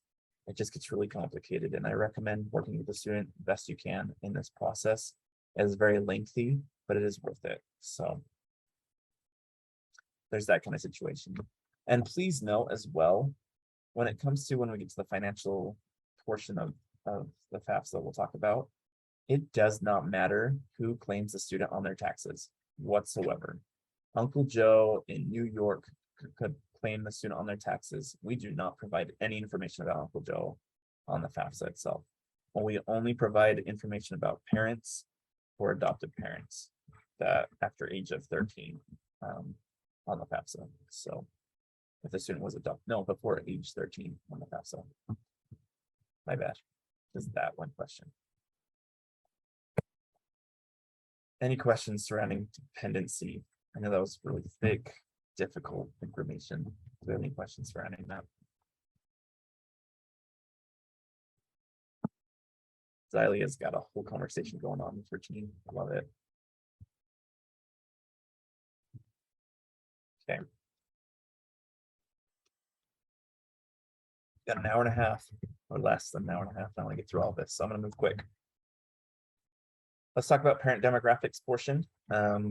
This is where the student or the parents, where we find out who. You're okay, Ruben. So we're going to talk about the parent marital status portion or the parent demographics portion. And this is where we find out who's the FAFSA parent, depending on the situation. So if a parent is choosing never married and not living together, that's this first one. Separated, divorced, or remarried. And remarried gets confused because it's connected with married on this answer. If it's any one of those situations, then we must determine who is the FAFSA parent for the student, because we only need to provide the FAFSA parent. So the order you're going to utilize this is to figure out who the FAFSA parent is whoever the parent or whoever the student has lived with in the past 12 months. So let's say mom and dad are divorced and mom has, or the student lives with mom for the weekdays and the student lives with dad on the weekends. Well, in that case, it'd be mom who'd be the FAFSA parent, because the student lives with mom like 4 or 5-ish days during the week, and then like 2 or 3 days with dad. So that's why. Now, if the student's like, I have no idea, I live with both my parents about half and half, then we're going to ask which parent provides the most financial support to the student, and that would be the FAFSA parent. That's a little more rare. You won't encounter that as often. So first you want to look at who has the student lived with the most. If the FAFSA parent is remarried, please, if you're like working with parents and they're like, I'm divorced, and you're like, okay, are you remarried? You need to ask that question. We have to include their current spouse as well on the FAFSA. So we have to include stepmom or stepdad. There's a little chart to kind of, review, and I have this on the FAFSA manual that I provided to you all at the beginning, to kind of help scale, where's the situation of the student when talking to parents about, their marital status.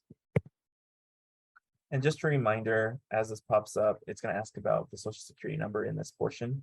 Just please remember that the individual taxpayer identification number should not be used on the FAFSA. That's the ITIN. And parents might be like, oh, I need to put this code in. Like, no, the zeros, please. In this portion, it'll also ask about the household size. So you can count parents' other children who live at home or who would meet the FAFSA definition of a dependent and get 50% plus of their financial support from the parents.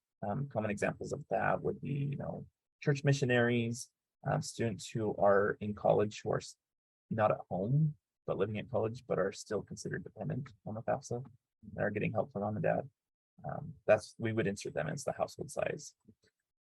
You would also include here other people living in the parents' home and getting 50% or more of the financial support from the parents here as other dependents. So if we've got, let's say, Aunt Becky who lives at your parents' house, or an in-law that lives at the parents' house, who's receiving more than 50% of the financial support from the parents, then we would list them here. If we've got Uncle Joe who doesn't, is completely self-supporting, is just living at the house for a little while, then we wouldn't put him on there. So pop quiz. For divorced, separated, remarried, or never married situations, what is the first thing we look at to decide who's the FAFSA parent? This is the first thing we're looking at.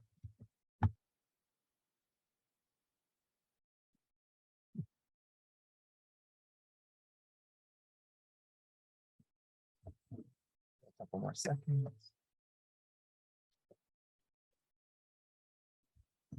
The answer here is, as I see someone take away their answer, the answer here is the parent who the student lived with more than in the last 12 months.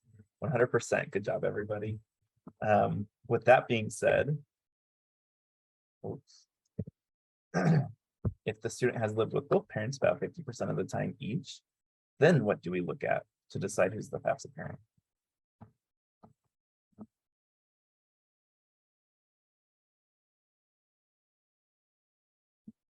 A couple more seconds.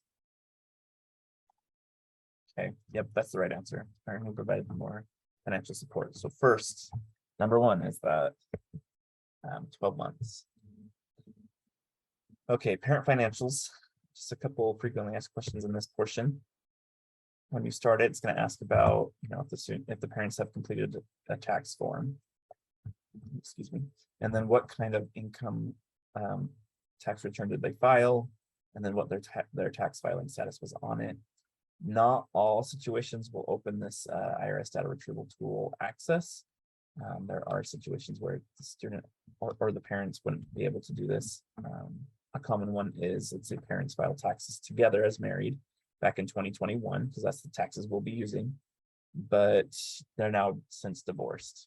They would qualify for the IRS data retrieval tool. And there's other situations too. When using the IRS data retrieval tool, they'll have to select which parent it is and insert their FSA ID.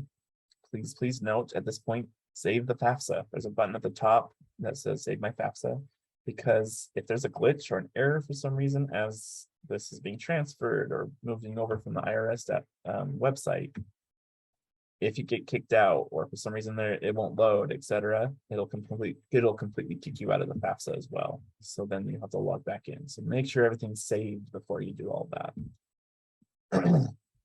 And then when you're filling out the portion of the IRS that I don't have a screenshot for, please insert the information exactly as it shows on the tax return. So for example, for addresses, if the student's address is 100 West, but on their tax return it says 100 W, if they put 100 West in, it's not going to work. That's how touchy it is. And I'm hoping, with this change next year, it'll be way better than that. We don't have to worry about that whatsoever. I've even seen issues where, someone was telling me in one of the other boot camps that their the tax person for the parents, the accountant, put the address in wrong, and it wouldn't work until they actually put the right address or the wrong address that's listed on their 1040 form. So that gets complicated. And same with the names as well. So just be aware. Look at the tax returns. This is why we recommend that they bring their 1040 forms. So now I'm going to move forward as if they're manually inserting this information. Once again, we're using the 2021 taxes for this 23-24 FAFSA. I recommend as you're going through these, there's a lot of them. It can get a little overwhelming, but just read the questions fully. And I definitely recommend 100% clicking on the little question mark next to the question that they have, because it is the greatest thing ever. They have full pictures of the documents and a highlighted section of what line to look at on there. So for example, with the parents adjusted gross income, this says it's found on the IRS form 1040 line 11. They have a whole picture of a 1040 form on there, and then it goes right down to line 11 that they would insert that information for. So it's really, really helpful. So this is that same parents adjusted gross income. One thing about taxes is that for some reason, and I don't know the answer to this, the FAFSA asks to split how much each parent made to that total amount. With that being said, I recommend working with the parents on figuring out what's best to figure out this answer. If parents are not self-employed and they work for somebody and they receive a W-2, that's a great indicator of how to answer this question if they brought their W-2, because you can just look at box 1 on that W-2 and whatever that amount is. Let's say parent 1 makes this certain amount and parent 2 is actually a self-employed person and they have all these other forms, then you can just subtract the amount from parent 1 that has the W-2 from that total, and then you have parent 2's, because it just needs to add up to that total amount. And that total amount, you can look at the adjusted gross income, but not always does that show the right answer. And I recommend looking at, I think on line 9 of the 1040 form, that shows the total income. But that's 2 places you can kind of look. So if you're getting close, that's what I recommend. But if both have W-2s, just put that box 1 in there. Those should get close to that total number. If both parents are self-employed, maybe they work for the same, they both have the same business that they work in, that they manage, and it doesn't really have a split anywhere, I recommend just talking to the parents, seeing what, how much time or effort parent one puts into work compared to parent two. So if it's like 40-60, then just split it up like that.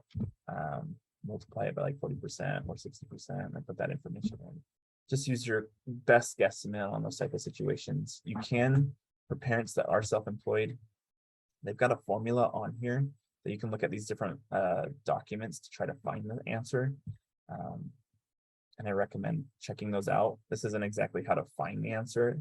I know on line 1, sometimes it'll show that full amount, but you'll also find that exact same number on lines 3 and 6 of the schedule 1. So this question gets really complicated, but it's a required question. The IRS data retrieval form, I believe, does not answer it. And so you do have to answer this, and it's going to be one of the most common questions you're going to assist in answering. So I recommend getting familiar with it.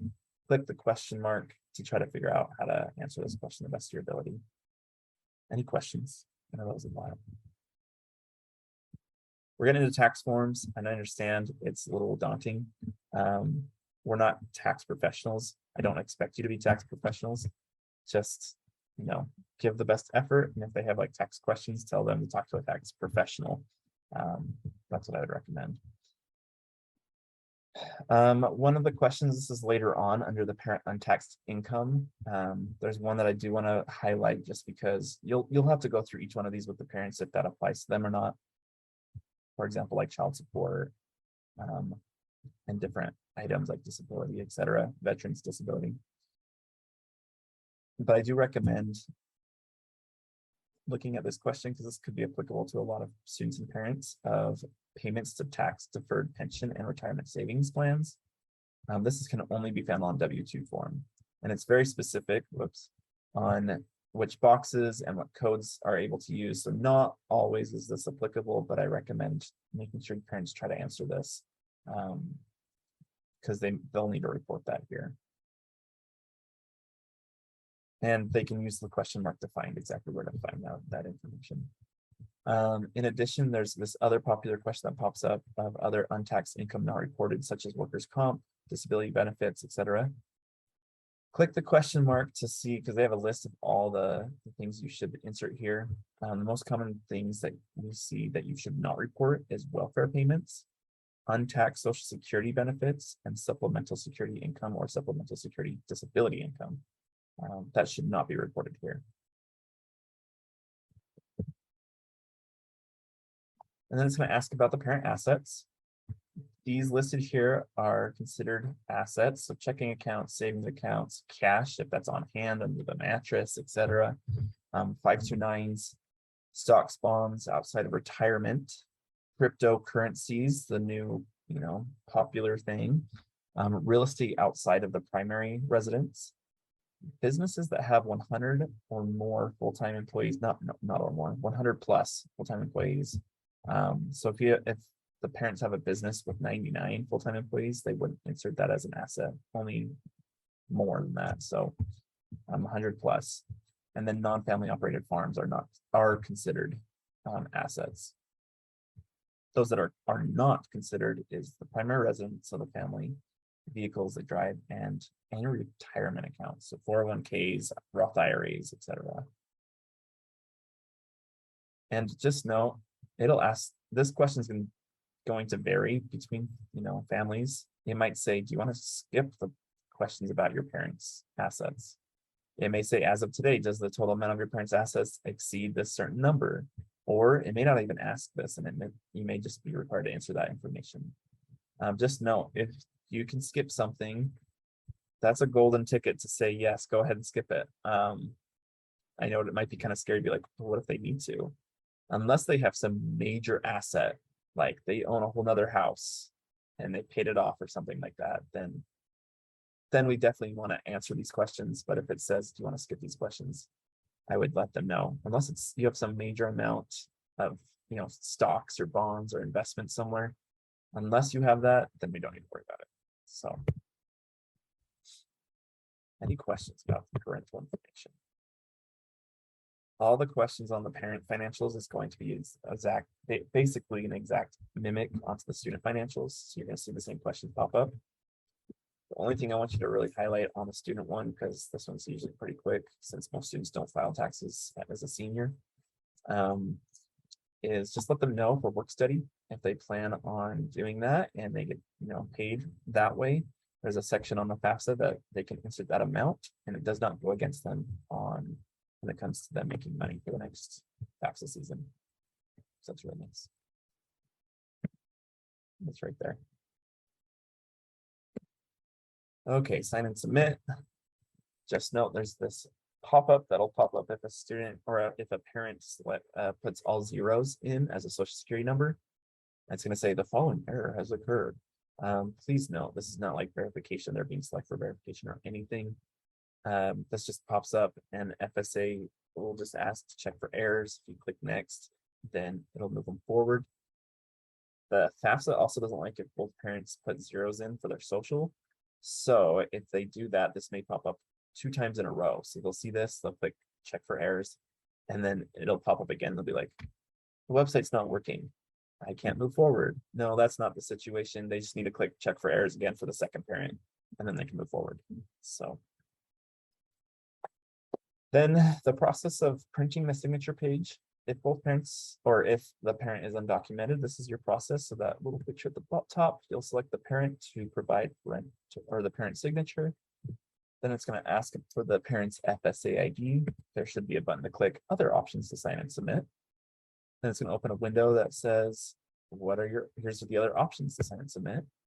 Have them select print a signature page. This is an old copy, but probably very similar. So what I'd have them do is just click print signature page when that pops up and have them print it and then sign it and then mail it in. A best practice here is maybe have some letters already written out with the address for FSAs where it needs to go into Kentucky.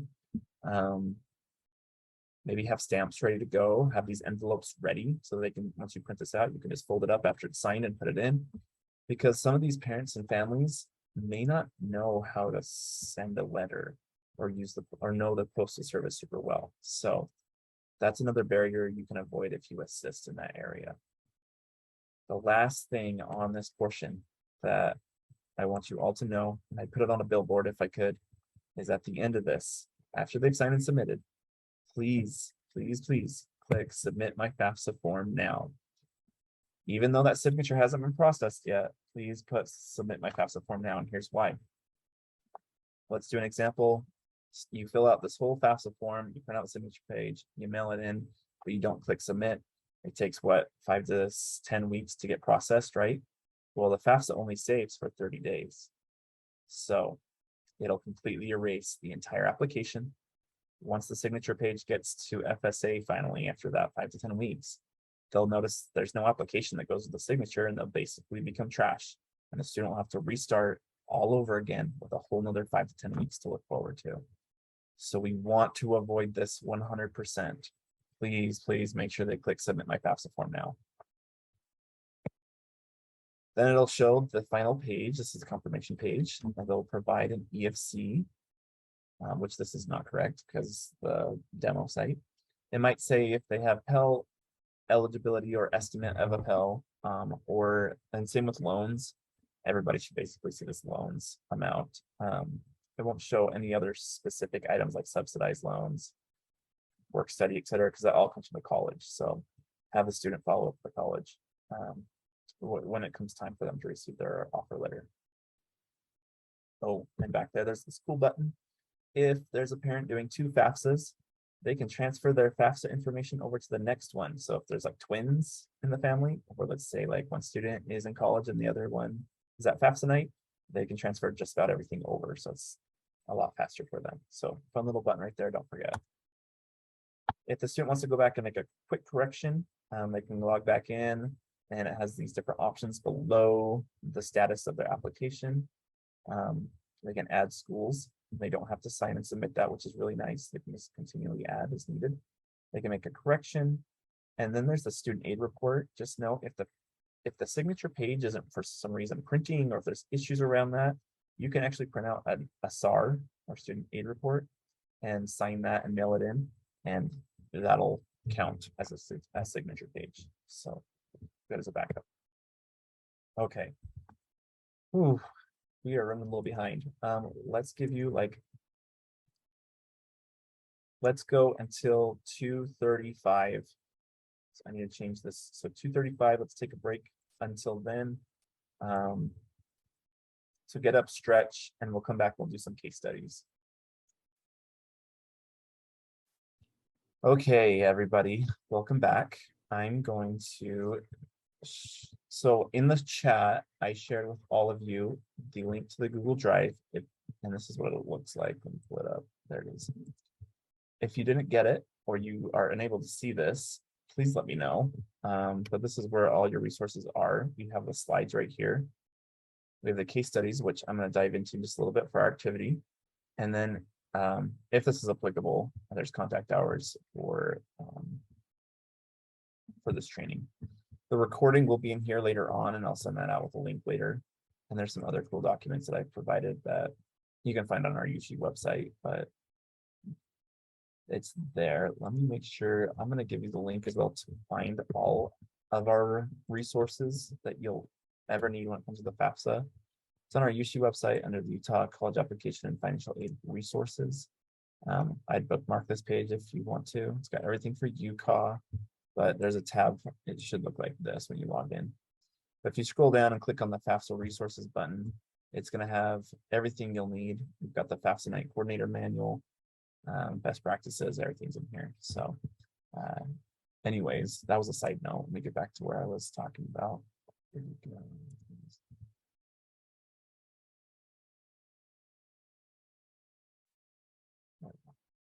So what we're going to do today is I'm going to split you up to some breakout rooms, and you have the selection. You got to choose which one you want to look at, but we're going to look at 7 different case studies. And I don't with our group, I don't know if we'll hit all 7, but I want to introduce this to you all. So this document's really nice. You do have to scroll to see everything. You can't click like the next button, but as you scroll down, everything that's underlined is clickable. So if you want to see what Rebecca Lee is, you go there. If you want to go back to the table of contents, you can click on this underlined Rebecca Lee name. There's also a arrow at the bottom of each page that'll take you right up to the table of contents every time. So if you're kind of like lost in the document, this is where I recommend you go to. They've got tax documents in here. You can go to that. If you're like, I don't want to look at that anymore, I want to look at some of this other stuff, you can do that, etc. So that's how you navigate. There's also a glossary of terms at the bottom, in case you get lost on anything. With that being said, I'm going to review really quickly Rebecca Lee here. So once you get down to her case study, or whatever case study you do look at, it's going to have this basic tutorial at the top. What you're going to do is you're going to click on this demo roles button. It's a link to the demo site. And then when you get to the demo site, you have all the information you need. You have the background for the student situation. You have the student's information, and most of this should be in order. And then you'll have the parental information. And then you'll have tax documents. As you scroll down past the tax documents and you get through the whole kind of process there, all of them have a discussion prompt. This is something you can do as a group afterwards when you're done filling out the FAFSA for this particular case. And then there's a review and resolution, or review and resolution together. And that'll talk about what are the highlights of this specific case study that makes it a little tricky. So with that being said, let me show you how this works. We'll come back up here to the top to the tutorial, click on the demo roles. It'll click us over to the website. If it doesn't work for you, please let me know. Sometimes it won't. It's good maybe to team up with somebody about it.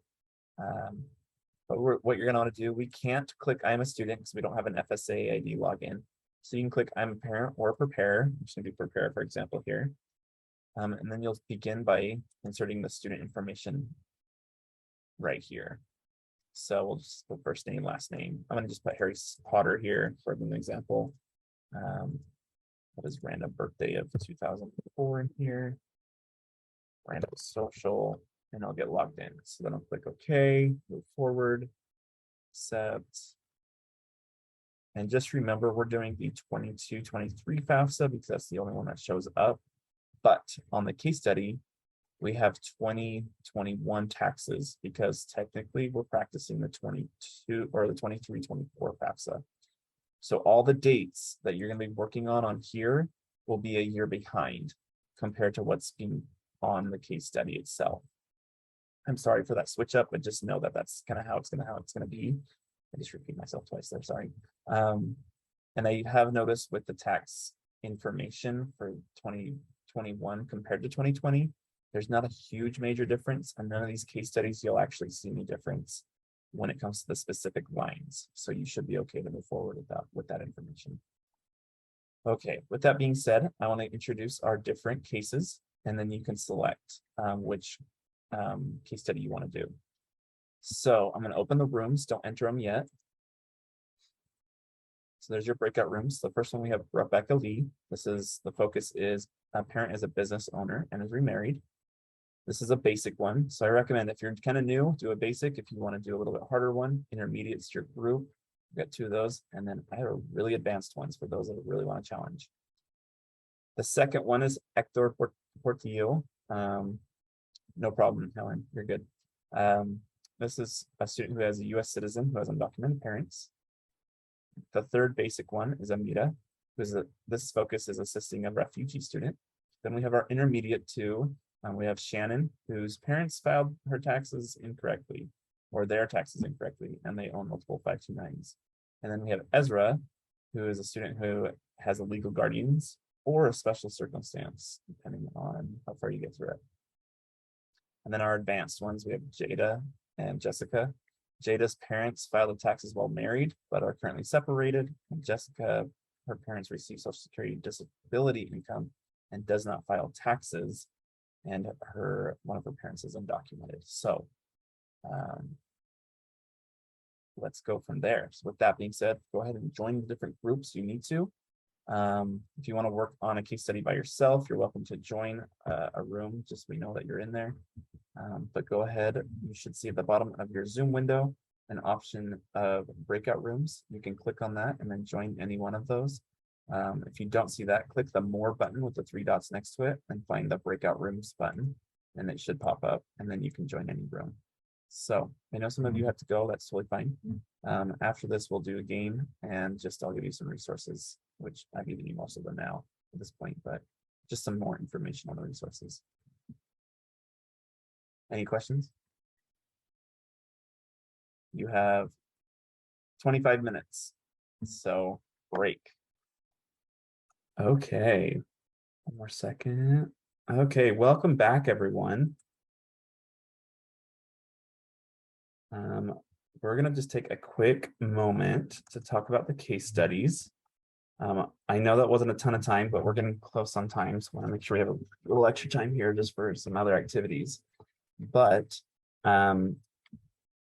let's go through those that did a case study and talk about it real fast. So each group maybe have one person who was in that group to give a brief, like 1-minute synopsis of the case study situation. And if you need help, you can go over to the review and resolution, and it has all the answers for you right there, ready to go. So with that being said, did anyone work on case study number 1 that would like to share?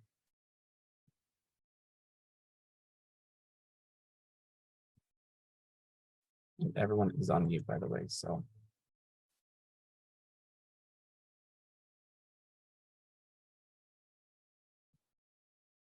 Anybody from group 1? I know we had a couple in there. Cameron, do you want to share?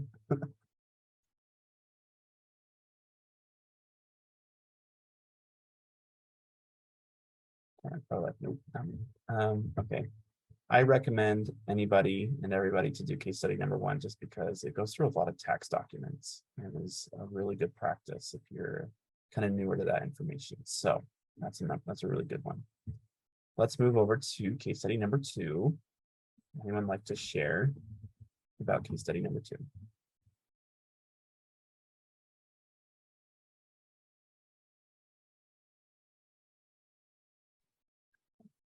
So we did this one, Dylan. I guess Okay. I was trying to give a food prize here for my staff who was going to speak up, but I guess they don't like my food prize. No problem. No, it's fine. I need to get some better prizes. So we did a yeah, we did Hector Portillo. And so he is a US citizen, but both his parents are undocumented. And so this is fairly common. This happens a lot. And what I was telling everyone is that a lot of students kind of get swayed not to do it because they're afraid that their parents will be reported. And so we do let them know that the Department of Ed is not a reporting agency. Mhm. But this one actually was not too hard. It was pretty much straightforward. You're just checking, you're just putting zeros for the social security numbers like you showed. And it does come up twice. It's saying twice like it's an error. So Yeah. you just keep pressing it and just keep moving forward. And then just remembering to print out the confirmation page. So what I do is I usually have stamps and envelopes with me. And so, and I print out, I tell students, let's print out like 3 or 4 confirmation pages. I'll have you sign one, and then let's mail that in, and then we'll wait. And then if it still doesn't, the Department of Ed says we're still waiting for this page, we'll sign another one and another one. But we always make sure like you submit that application. So, Right. Oh, we did have a question. oh yeah, there was a question, sorry. So we were filling out the tax information and it asked for the Oh, seems it like a asks for the scheduled one. schedule, and there is no schedule for samples. So Right. we just guessed and put 0. Yeah, Sorry. so if not all parents and students will have every schedule. Mhm. So that's why I didn't put them in there. So you kind of question Oh. that. That's good critical thinking. But yeah, basically for the equation that's set up. So if you're looking at like, what is it, income tax, where it's like line 22 plus schedule 1 or 2 or whatever it is, then we just basically have that equation, just leave that one part 0 and just put line 22 of the 1040 form. So Okay, So we did the right thing. so we did the right thing. Okay, all right. Absolutely. yeah, Thank you. and another thing to note on this one in particular, not all of those parents that may be undocumented will receive a W-2. So you're gonna have to work around that just because not all of them receive that documentation from their employers. So, a great job. Yeah, thank you. Okay, I know that was the main group that I saw that had a breakout room. Was there, I'm just gonna open this up. Was there any other groups that did a case study that they'd be willing to take 30 seconds or a minute to give a synopsis of the situation?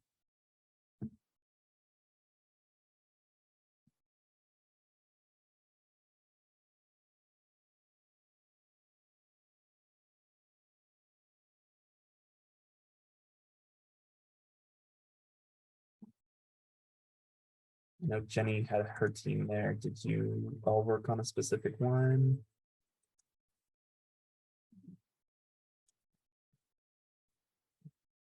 I don't know. Yeah, we did. We worked on Jada. Ooh, tell us about Jada. Jada's parents were going through a divorce, and so where we actually missed it, we failed. We didn't do the percentages of the income on the filed return. We did do correct the investment property, but we didn't do right the adjusting for how much income she made. So Yeah, this one's a tough one. So yeah, Jada's family has a unique situation where parents filed the FAFSA in 2021, but are now divorced. So now, since mom's the FAFSA parent, we only need mom's information from 2021. But since it's together with dad's, we have to figure out how to, separate the two. Because you'd answer the, what is it, the adjusted gross income. What's the other one? There's the income tax. There are some other ones I can't remember. But since mom made 58% of the total household income and dad made only 42%, we then take that amount, which would be 0.58, and multiply it by these, like the adjusted gross income total, which was like, what was it? That was the total that they had. So 266,000. So you multiply that by the 0.58 or the 58%, and it gives you, this is how much mom provided. Which technically in this scenario, I think you can just look at her W-2, but that's not always the situation. But yeah. So good job. That one's a tough one. I recommend everybody to work on this one. Also, the discussion prompt is great because it gives a little bit of a, what's this called? An offer letter example to discuss. So awesome. Any other items? Or any other case studies that a group did that they'd be willing to share, or an individual did they'd be willing to share that we haven't covered already?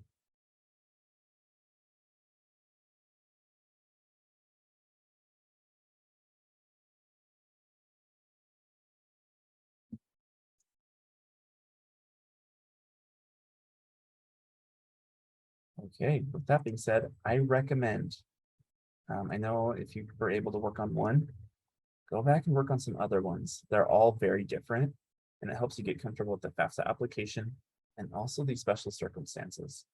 And go through the discussion prompts as well, because there's some good discussion that you can kind of start thinking about to get you in that mindset while you're helping students and families. So you're ready when FAFSA nights hit. With that being said, let me pull up the presentation here. I have to represent. The game may take us over. Go back. So I'm going to skip over to the resources, and then whoever wants to stay to play a game. The game, if you do want to stay, is just an 11 question, kind of like Kahoots setup, and the winner will receive a $20 gift card, and the second place could get a $10 gift card. So if you want to stick around for that, it'll take about 15-ish minutes.